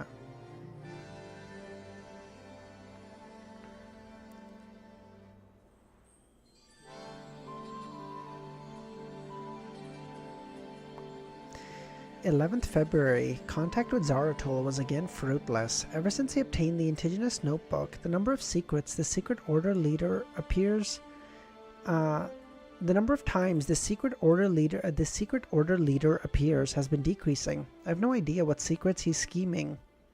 Anyway, he will definitely not tell me. I'll read it again. I don't think you got that. Yeah, I definitely didn't get that. Hold on. Okay. Okay, Bernadette shares my point of view. She shares that a person should be more self-centered. This way I can't understand. I'm so sleepy. Recalling the word Zaratul said during Bornova's birth, as well as the premonition I've had before becoming a demigod, my heart is turning heavier. Adorable angel. What an adorable angel. Is this you being wary of me?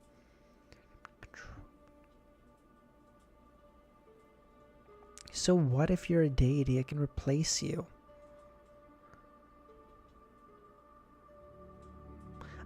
Someone please help me. I'm so dumb. What?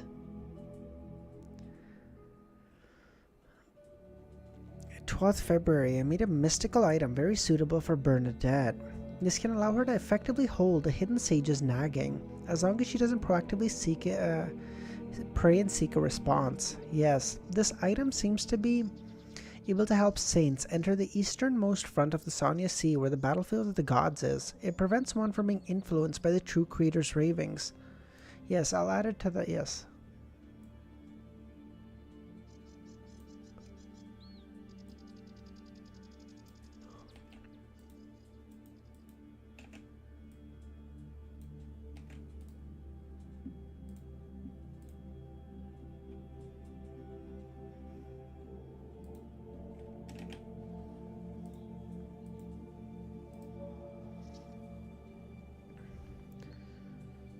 Yes, this item seems to be able to help saints enter the easternmost front of the Sonya Sea where the battlefield of God is. It prevents one from being influenced by the true creator's ravings.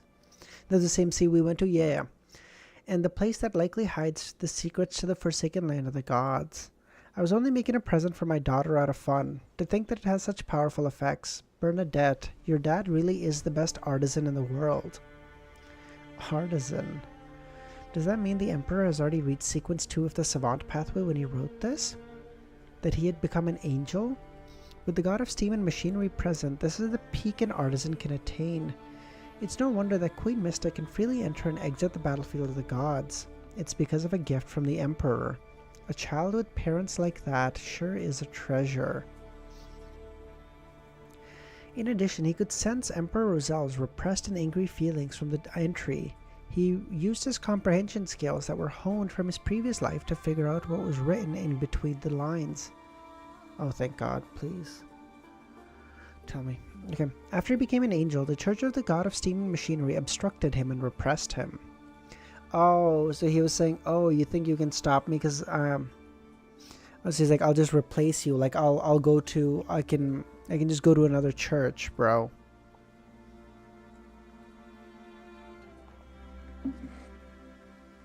The god of steam and machinery had exerted some influence on his youngest son, Bernova, making him the most devout believer and appointing him as someone who could become an angel. And this not only made the emperor submit to the suppression while having misgivings, but also had stirred thoughts of rebellion. Emperor Rosal later became an enemy of the world because of this rebellion? Thank you. Okay.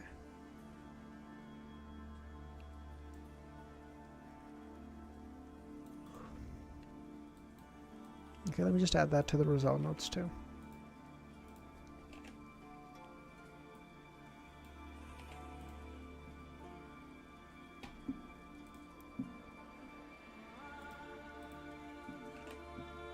Okay. Meanwhile, he noticed the matters regarding Zaratul. He suspected that the miracle invoker had only begun aiming for sequence 1 after he obtained the indigenous family notebook. For this, he planned many things, but something happened during his advancement, turning him into a monster.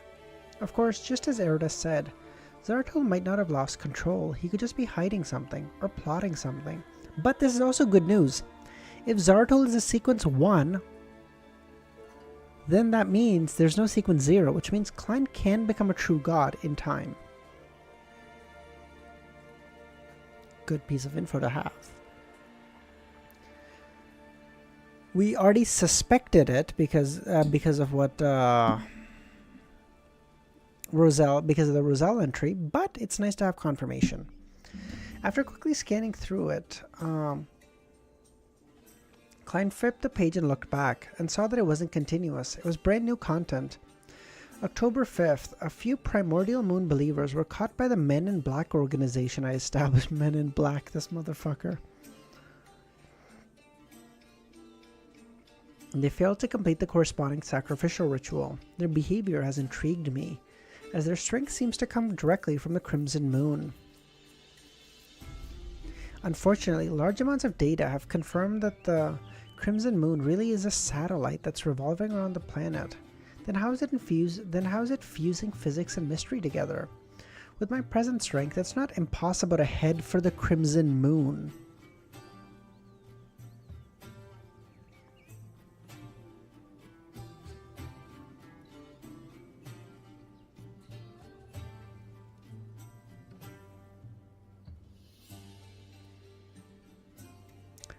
A demigod, or maybe he's a saint, or maybe he's an angel at this point, can go to the moon? You just be like, you know what, honey, I really want to go somewhere special for our anniversary. What do you say, the moon? And your wife's like, brother, I'm not a fucking beyonder. You understand I'll die? Okay, you know what? You stay here. I'm gonna go to the moon, okay? I'm gonna play golf on the moon. That's gonna be my gift to me for keeping up with you 364 days of the year, okay? Thank you.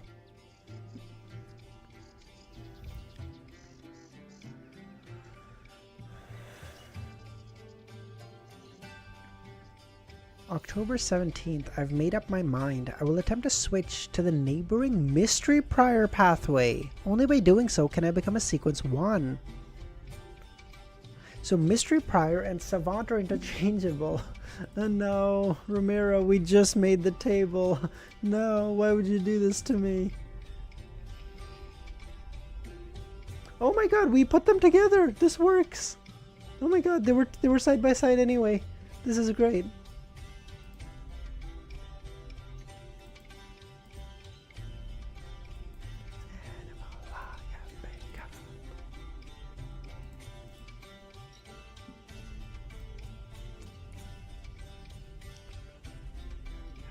Fate, or did he just do it? I've always suspected that the hidden sage is only conceptualized uniqueness. Due to some sort of accident, it became sentient and awakened. Therefore, the sequence 1 position is likely still empty.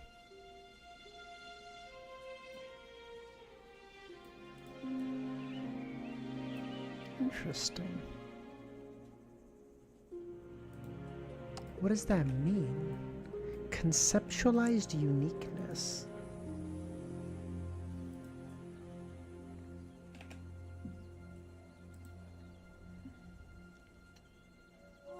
Wait, can you switch sequences 2 times? You can switch, in the high sequences, you can switch sequences all you want, right? You can just go to from 4, you can go from 5 of one pathway to 4 of another, to 3 of another, to 2 of another, to 1 of another, I would assume. Because it said they're interchangeable, so if I could just change them all the time.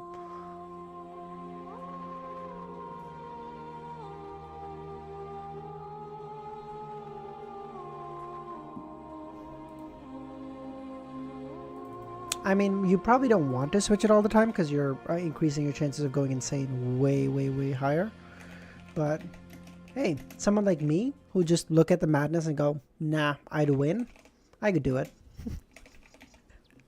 Why am I like this?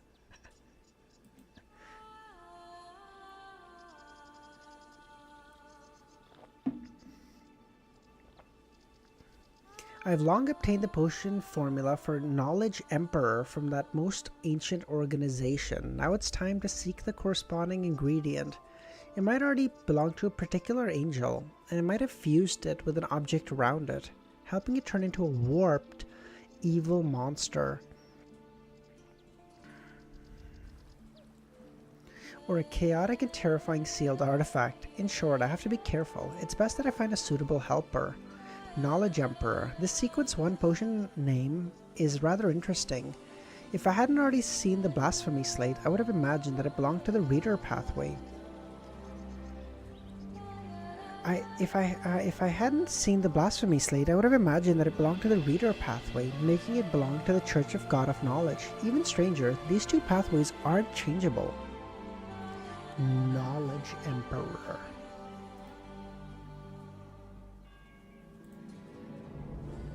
That's cool.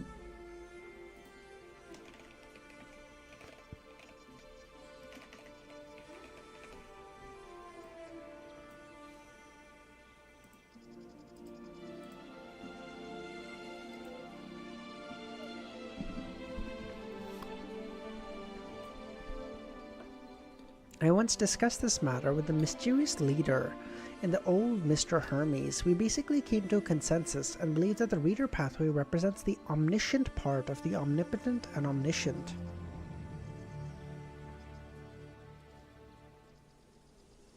And the omnipotent, I would assume you would think refers to the hunter portion, because the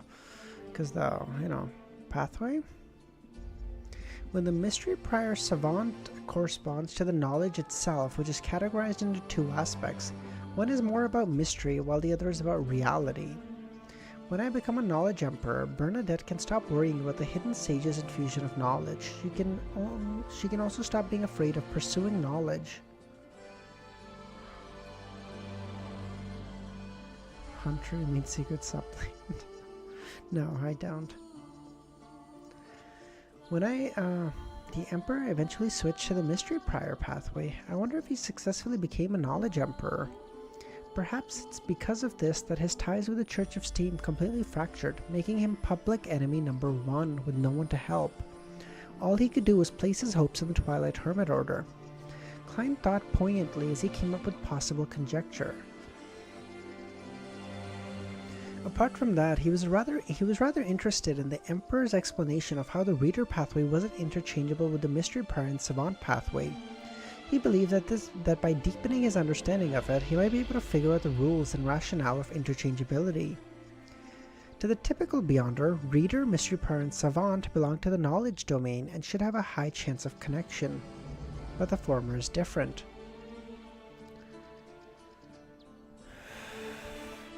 Reader belongs to the omniscient part of the phrase. Then the secret suppliant, which is the shepherd pathway, is the omnipotent part. Fuck you, Ramiro. Okay, debating me with this. Then there must be a certain intersection between the 2. For example, being potent as a result of being erudite, and being erudite as a result of being potent. Therefore, they can be interchanged.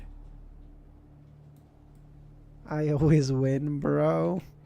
What am I supposed to do? I'm actually fighting a knowledge emperor. He already has the knowledge. I'm trying to learn. This is bullshit. This is cheating. Starting from this angle, storm pathway can be understood as omnipotence in the sea, land, and air domain. Spectator corresponds to the psyche, making it a powerful supplement for storm. Then why can the sun pathway be interchanged with them? Considering how there was an ancient sun god who was deemed to be omniscient and omnipotent, does this mean the sun pathway is the foundation that accommodates omniscient and omnipotent? We even knew this info? You were talking about this in Lauren VC?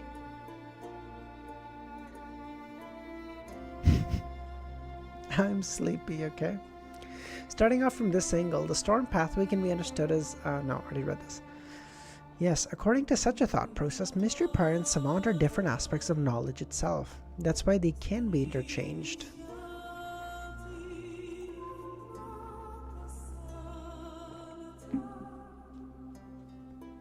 Then how is assassin and hunter differentiated? What about the Evernight death and god of combat pathway? In moments, Klein thought of many things, but he didn't have the time or sufficient knowledge to delve deeper. All he could do was temporarily throw back the thoughts to the back of his mind and turn to the third page. This page was different from the others. It didn't have a date and the words were spaced out. Because it was an original copy, the weight placed on the page where the words were penned was obviously out of the ordinary. No. Impossible. How can that happen? If my predictions are wrong, if my predictions aren't wrong, I'm not the only one who met with that encounter. How can that happen? The thing that I saw tells me that everything will be destroyed. Likewise for everything I've created. No, I can't accept such a thing. I have to work hard to save myself. I can't rely on the 7 deities. As long as I ascend to the throne of sequence 0, only then will the things I value be preserved.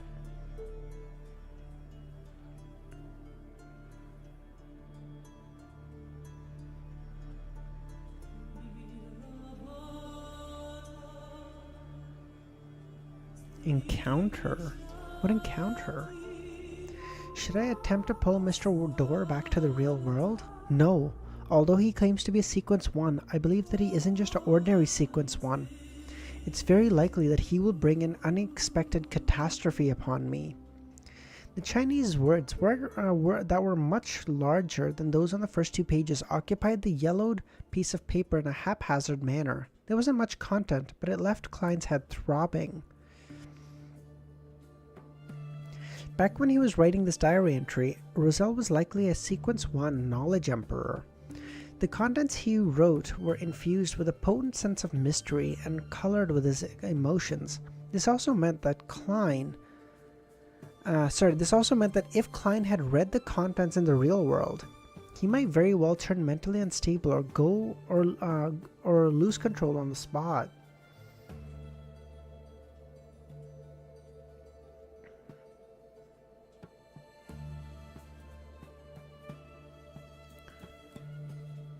What? What is this? What prediction? What happened to Roselle? So if I had to guess, he probably met up with Zaratul and Zaratul told him some fucked up shit and he lost his mind.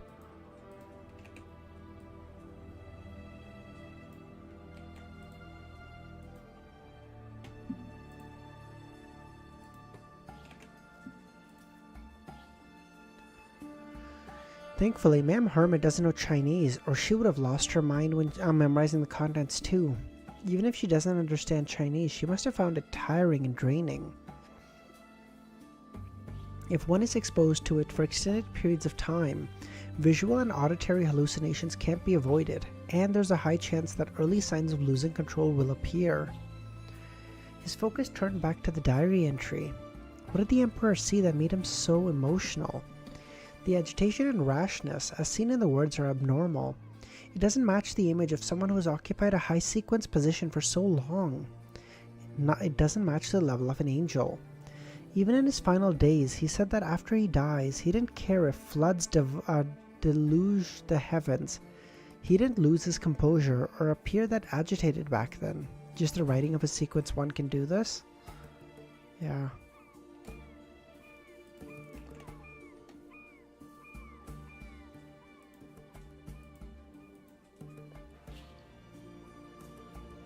Who influenced him? Who influenced him? Or did something corrupt and pollute his thoughts?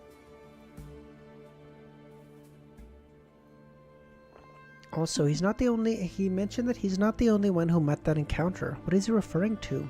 Transmigration? It's true that he's not the only one who transmigrated. There's also me. Or even more?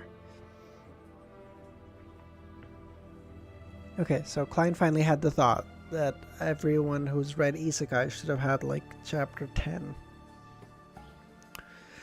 As thoughts flashed through his mind, Klein didn't waste time. He made the diary entries vanish as he smiled at Cattleya. Have you thought of the request? Cattleya bowed in preparation. I wish to know why Emperor Roselle went mad in his later years. Fuck. Audrey, who was in the same row as her, blinked. She believed that she had heard wrongly, as she didn't expect Ma'am Hermit to ask such a heavy question. Furthermore, how does she know that Roselle went mad in his later years? Also, she only handed me 3 pages, so how can she ask me such a big question? That's not fair. Audrey had many thoughts, but she didn't stop Ma'am Hermit's question. Everyone, Alger, Emlyn, Forrest, held their breath, casting their gaze to the end of the long bronze table. Only Derek and the world seemed oblivious. Klein thought and chuckled. First, we need to accept reality. I'm not omniscient nor omnipotent. He said those words in a relaxed, self-deprecating manner, but the hermit and company didn't show any signs of unrest. Instead, they appeared even more reverent. To them, it was obvious that Mr. Fool wasn't omnipotent or omniscient. Ignoring their guesses regarding the Mr. Fool's state, this hidden existence's honorific name didn't have any related descriptions that explained the problem. Furthermore, none of the present true gods and evil gods had the honorific name that involved omnipotence and omniscience. After setting their expectations, Klein began to answer the question. I also wish to know what Roselle encountered in his later years. This is crazy. I feel like this is such a big departure from the image that Klein has built up for the Fool. Am I crazy? Like, this feels like such a big departure. Like, the old Fool never would have admitted that I'm not omniscient and omnipotent. And then he continues on, I also wish to know what Roselle encountered in his later years. The old Fool never would have said that. He would have made up some shit like he encountered a existence which terrified him to the core of his being. And then left it there or something, you know? At present, it can be confirmed that due to an unknown cause and source of stimulation, Roselle cast his gaze on Sequence 0. He didn't explain what Sequence 0 corresponded to. In the Tarot Club, there were more people who knew of it than those who didn't. Even those who didn't could guess something. Sequence 0? The Emperor wanted to become a god? It's no wonder that it said that he went mad. Cattleya clearly knew what Sequence 0 implied. She expressed her gratitude while in thought. Sequence 0. Emlyn and Forrest ruminated over the phrase, as though they realized there was a position over Sequence 0 or Sequence 1 belonging to the true gods.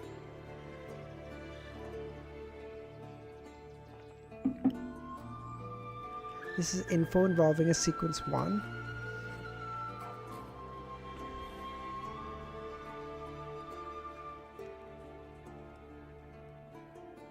That's fair too. It's also, I guess, yeah. I guess in fairness, it's a departure from the Fool's natural way of being, but it's also a departure from the natural questions that he's been asked in the past. So he would, okay, that's a fair point. Derek looked at the Fool with a muddled expression. He didn't understand what was wrong with Roselle's attempt. Someone who had a strong presence in history. In the City of Silver, if anyone had the chance, every resident would wish to become a true god. Klein didn't elaborate as he leaned back and surveyed the area. You may begin. With that said, he controlled the world to look at Derek and smile. The notary potion formula you wanted has been acquired. Thank you, Mr. World. According to our agreement, I will remember the debt and await your request. Alright. Klein controlled the world before making a show of him, requesting Mr. Fool to conjure the formula. Before long, the formula was in the little son's hands. Derek read it with glee. I'm not reading the fucking potion ingredients. The world then looked at Alger without waiting for others to speak and said once again, "As you know, I have your ocean songster formula and main ingredients." Huh? Audrey and company were dumbfounded. Cattleya couldn't hide her alarm as she looked at the world. She vividly remembered that Gehrman had just hunted slaughter creatures a week ago. How did he obtain the ocean songster potion formula and main ingredient? Don't tell me he killed an ocean songster. That would be a quasi-high-ranking member of the Church of Storm. It's just been a week. Cattleya found this unrealistic. 7:16. Island and ruins. Okay. I think we'll leave it here. And then tomorrow morning we can do like a short stream. We can do like a 17 to like 21. And then tomorrow night we can do like another short stream, 22 to 25 or something. And then Sunday morning we will do the ending of Volume 3 stream, okay? Is that fair?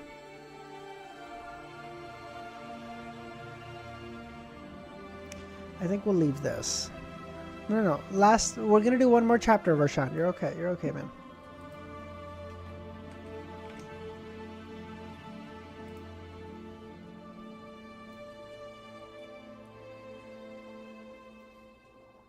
Sunday morning.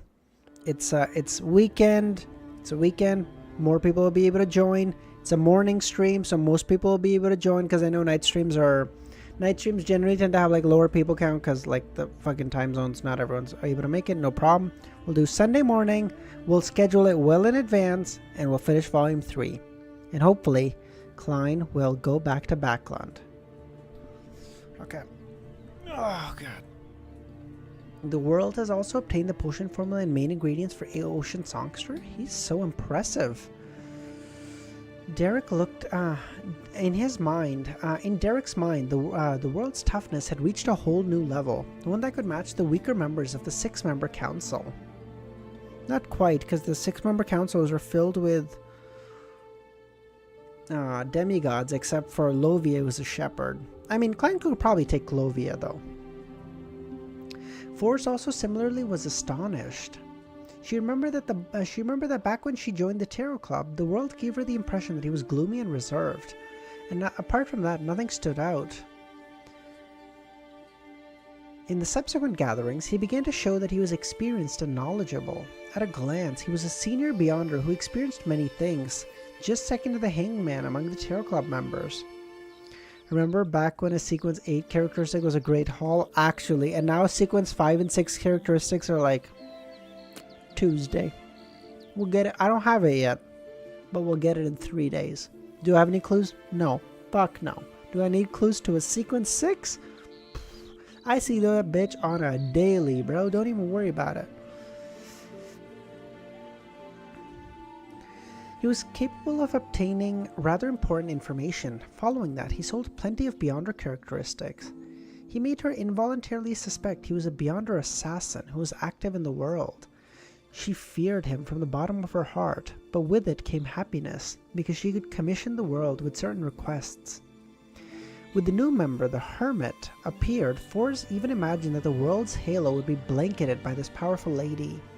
But he snatched her limelight and blinded everyone with his magnificence. It's so cool, like these little tweaks of like how stuff is said.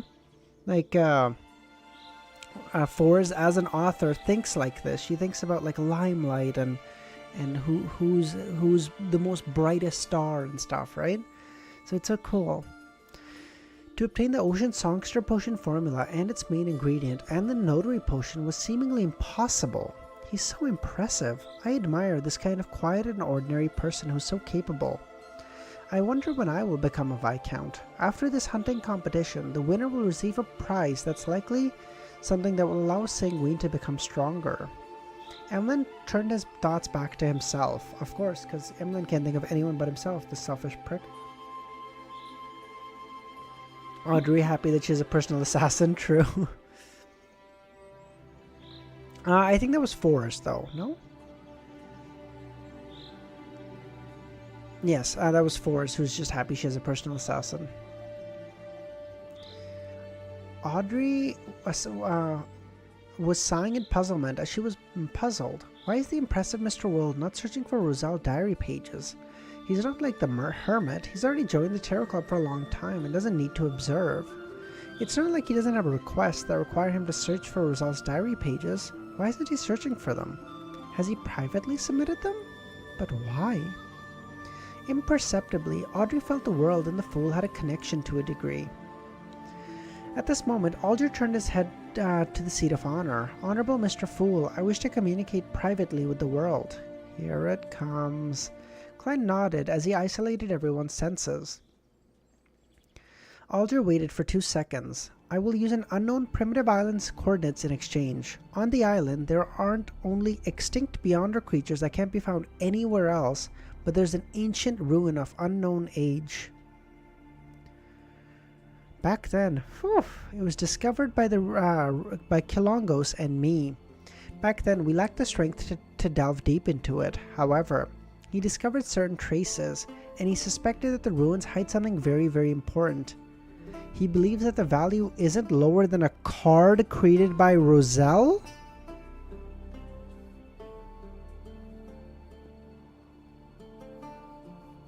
What is as worth as a card of blasphemy? My strength is inferior to Kilongos, and I didn't go as deep as he did. I have no idea what he saw, other than guesses. The hangman holds... what the hangman said holds plenty of information, and from the looks of it, he long knew Kilongos. They even adventured together and found a primitive island.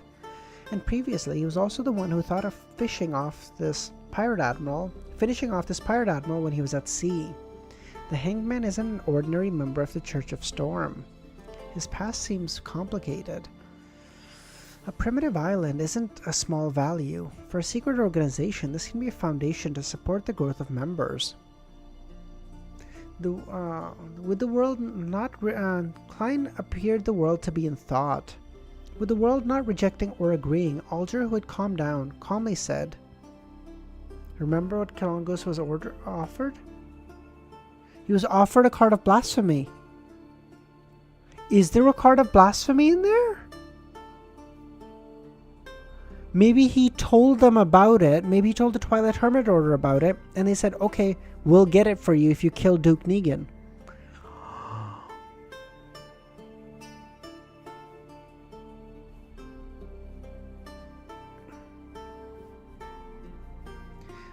Alger calmed down and said, "On the island, there are traces of demigod-level Beyonder creatures. To you, that should be something valuable. On this point, I can swear on the Fool's name. I guarantee I'm not lying.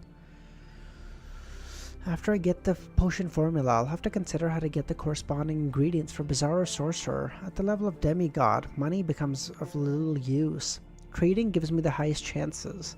The location of demigod Beyonder creatures is important." The world didn't hesitate as he chuckled. Deal. Alger didn't immediately receive the Ocean Songster potion formula. Instead, he said, "I have a condition. I wish that on your first exploration of the island, you will do it with me, with the Fool watching.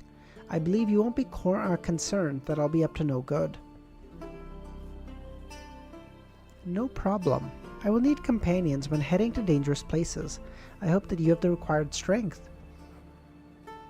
That's why I wish that your first exploration will be after I advance. Of course, if I were to lose control, the agreement will naturally become null and void." "No problem." That's so cute. He gave like a little, he even gave the out like, hey, if I fucking die, you're good to just go on. Like, that's so cute. Alger didn't harp on the topic. After obtaining the Fool's agreement, he conjured the situation of the primitive island.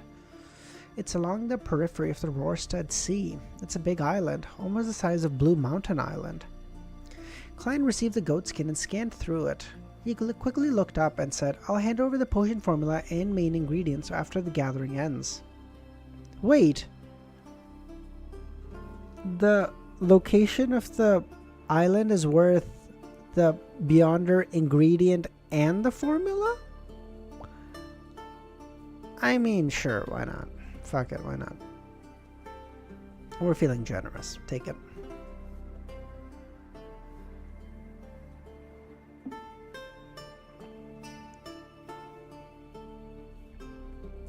Alright, having made up his choice, Alger had no more reservations. After hearing that, he felt upheavals go through his heart, but he appeared even more stead on the surface.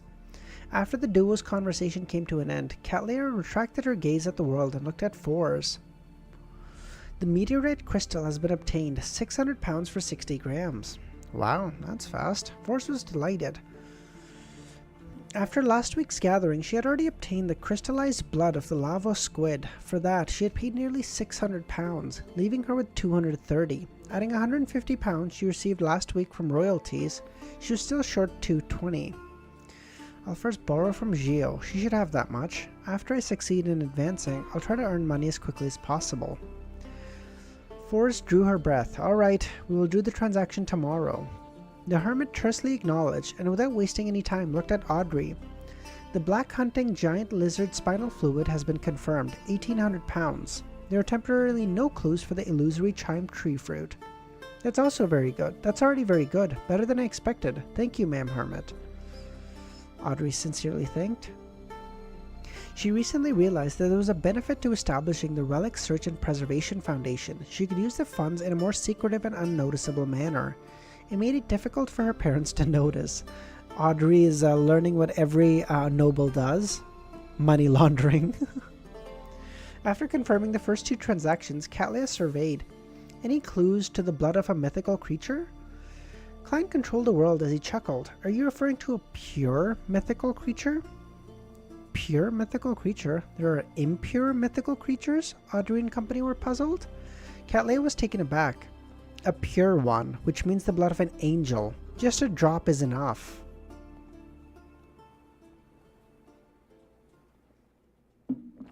It's the One Piece Island.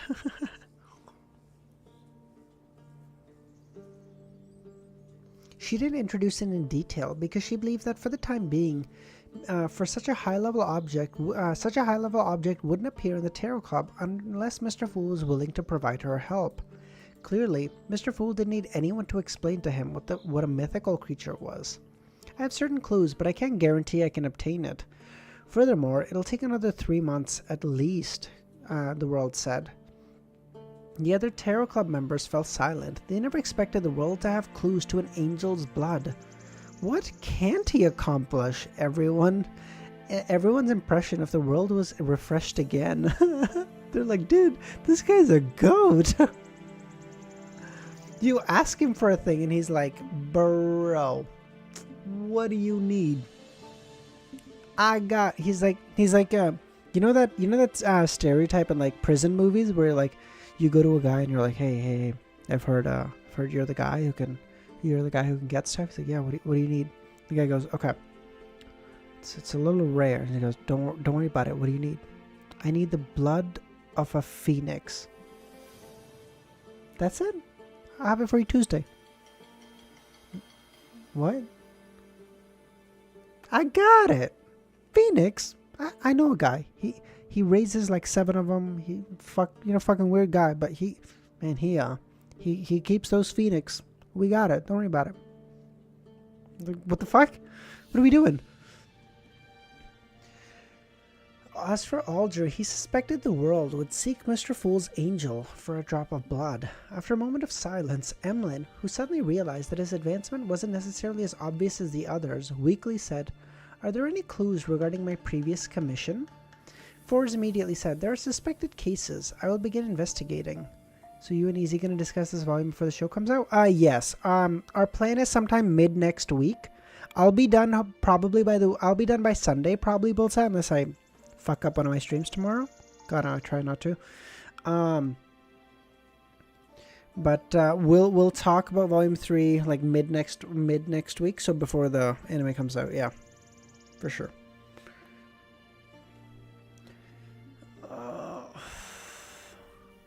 At the end of the trading segment, Derek mentioned his request of buying the crystallized roots of the Tree of Elder. As for the feathers of the Spirit Pact bird, the City of Silver had it in their special warehouse. In addition, he sought to purchase the golden-edged sunflower and the other supplementary ingredients that were commonly seen items in the outside world, but were lacking in the Land of Gods, or Forsaken Land of Gods. The crystallized root of the Tree of Elder and the supplementary ingredient aren't hard to obtain. Emlet's attention was caught as he said, "But what can you exchange?" Derek said and thought and said, "A beyonder characteristic of a Sequence 5 vampire?" "Sanguine. There's no need, there's no rush. I will tell you when I've decided what I need." He didn't want to obtain an item to overlap with the item of the hunting prize. Or hunting competition. Alright. Having already owed a debt to the world, Derek was relatively at ease. After a moment of silence, Klein rapped the edge of the table to indicate the commencement of the free exchange. Bro, sun versus moon, this is so... I know, I love it. I love their... Just two kids, you know, their rivalry. It's good, it's very good. I like it. Okay. So, okay, I think we will end it there. 6 chapters. Just under 2 hours. That's pretty good. I don't think we have any art for the stream. Oh, we do. Never mind, we do. We just have a... No, we don't. Never mind. Never mind.